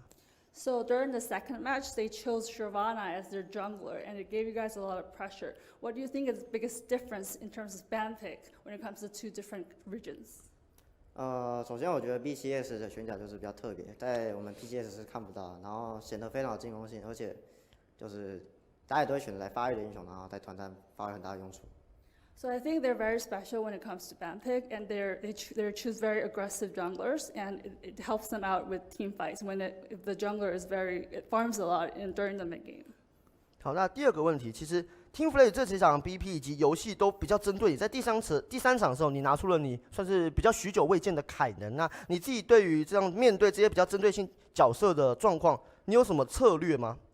So they've been focusing on their ban pick from you. So even in the third game, they even chose Cannon against you, which they haven't been using for quite a while. So how do you come back from these kind of very personalized ban pick choices? 他们第2场开始就开始针对我，所以我是觉得我可能要选个不要打那么激进，然后可能要把在团战影响大的英雄，所以我就选择凯能。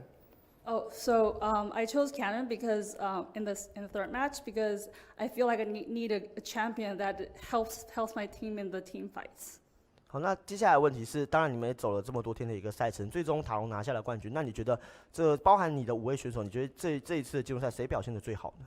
So in your team, who do you think is in the best condition in this entire tournament? 我觉得是 River 吧，他在心态跟就是在打野的对位都赢很多，所以我觉得他是 MVP。 I think the MVP in this tournament from our team is River because he's been a really good jungler so far. 那当然 River 表现非常好嘛。那最后我想问你一个问题，就你们拿下了比赛，那当然有蛮多支持你们的粉丝，塔隆粉丝，那你有什么话想跟他们说呢？ So congratulations for winning the first place in this tournament. So what do you have to say to your fans? 就我觉得我们今天还打得不好吧，这样可能还没办法进世界赛8强，所以我们会想办法再进步，就想办法在世界赛拿8强。就是不过首先还是要先拿世界赛冠军。 So I think we have to improve more if we want to win get into the first 8 in the world. So we still have a lot to work on. 好的，非常谢谢哈娜比，也非常谢谢翻译的姐姐为我们带来这次的赛后访问了。那当然，最终也是再次恭喜塔隆。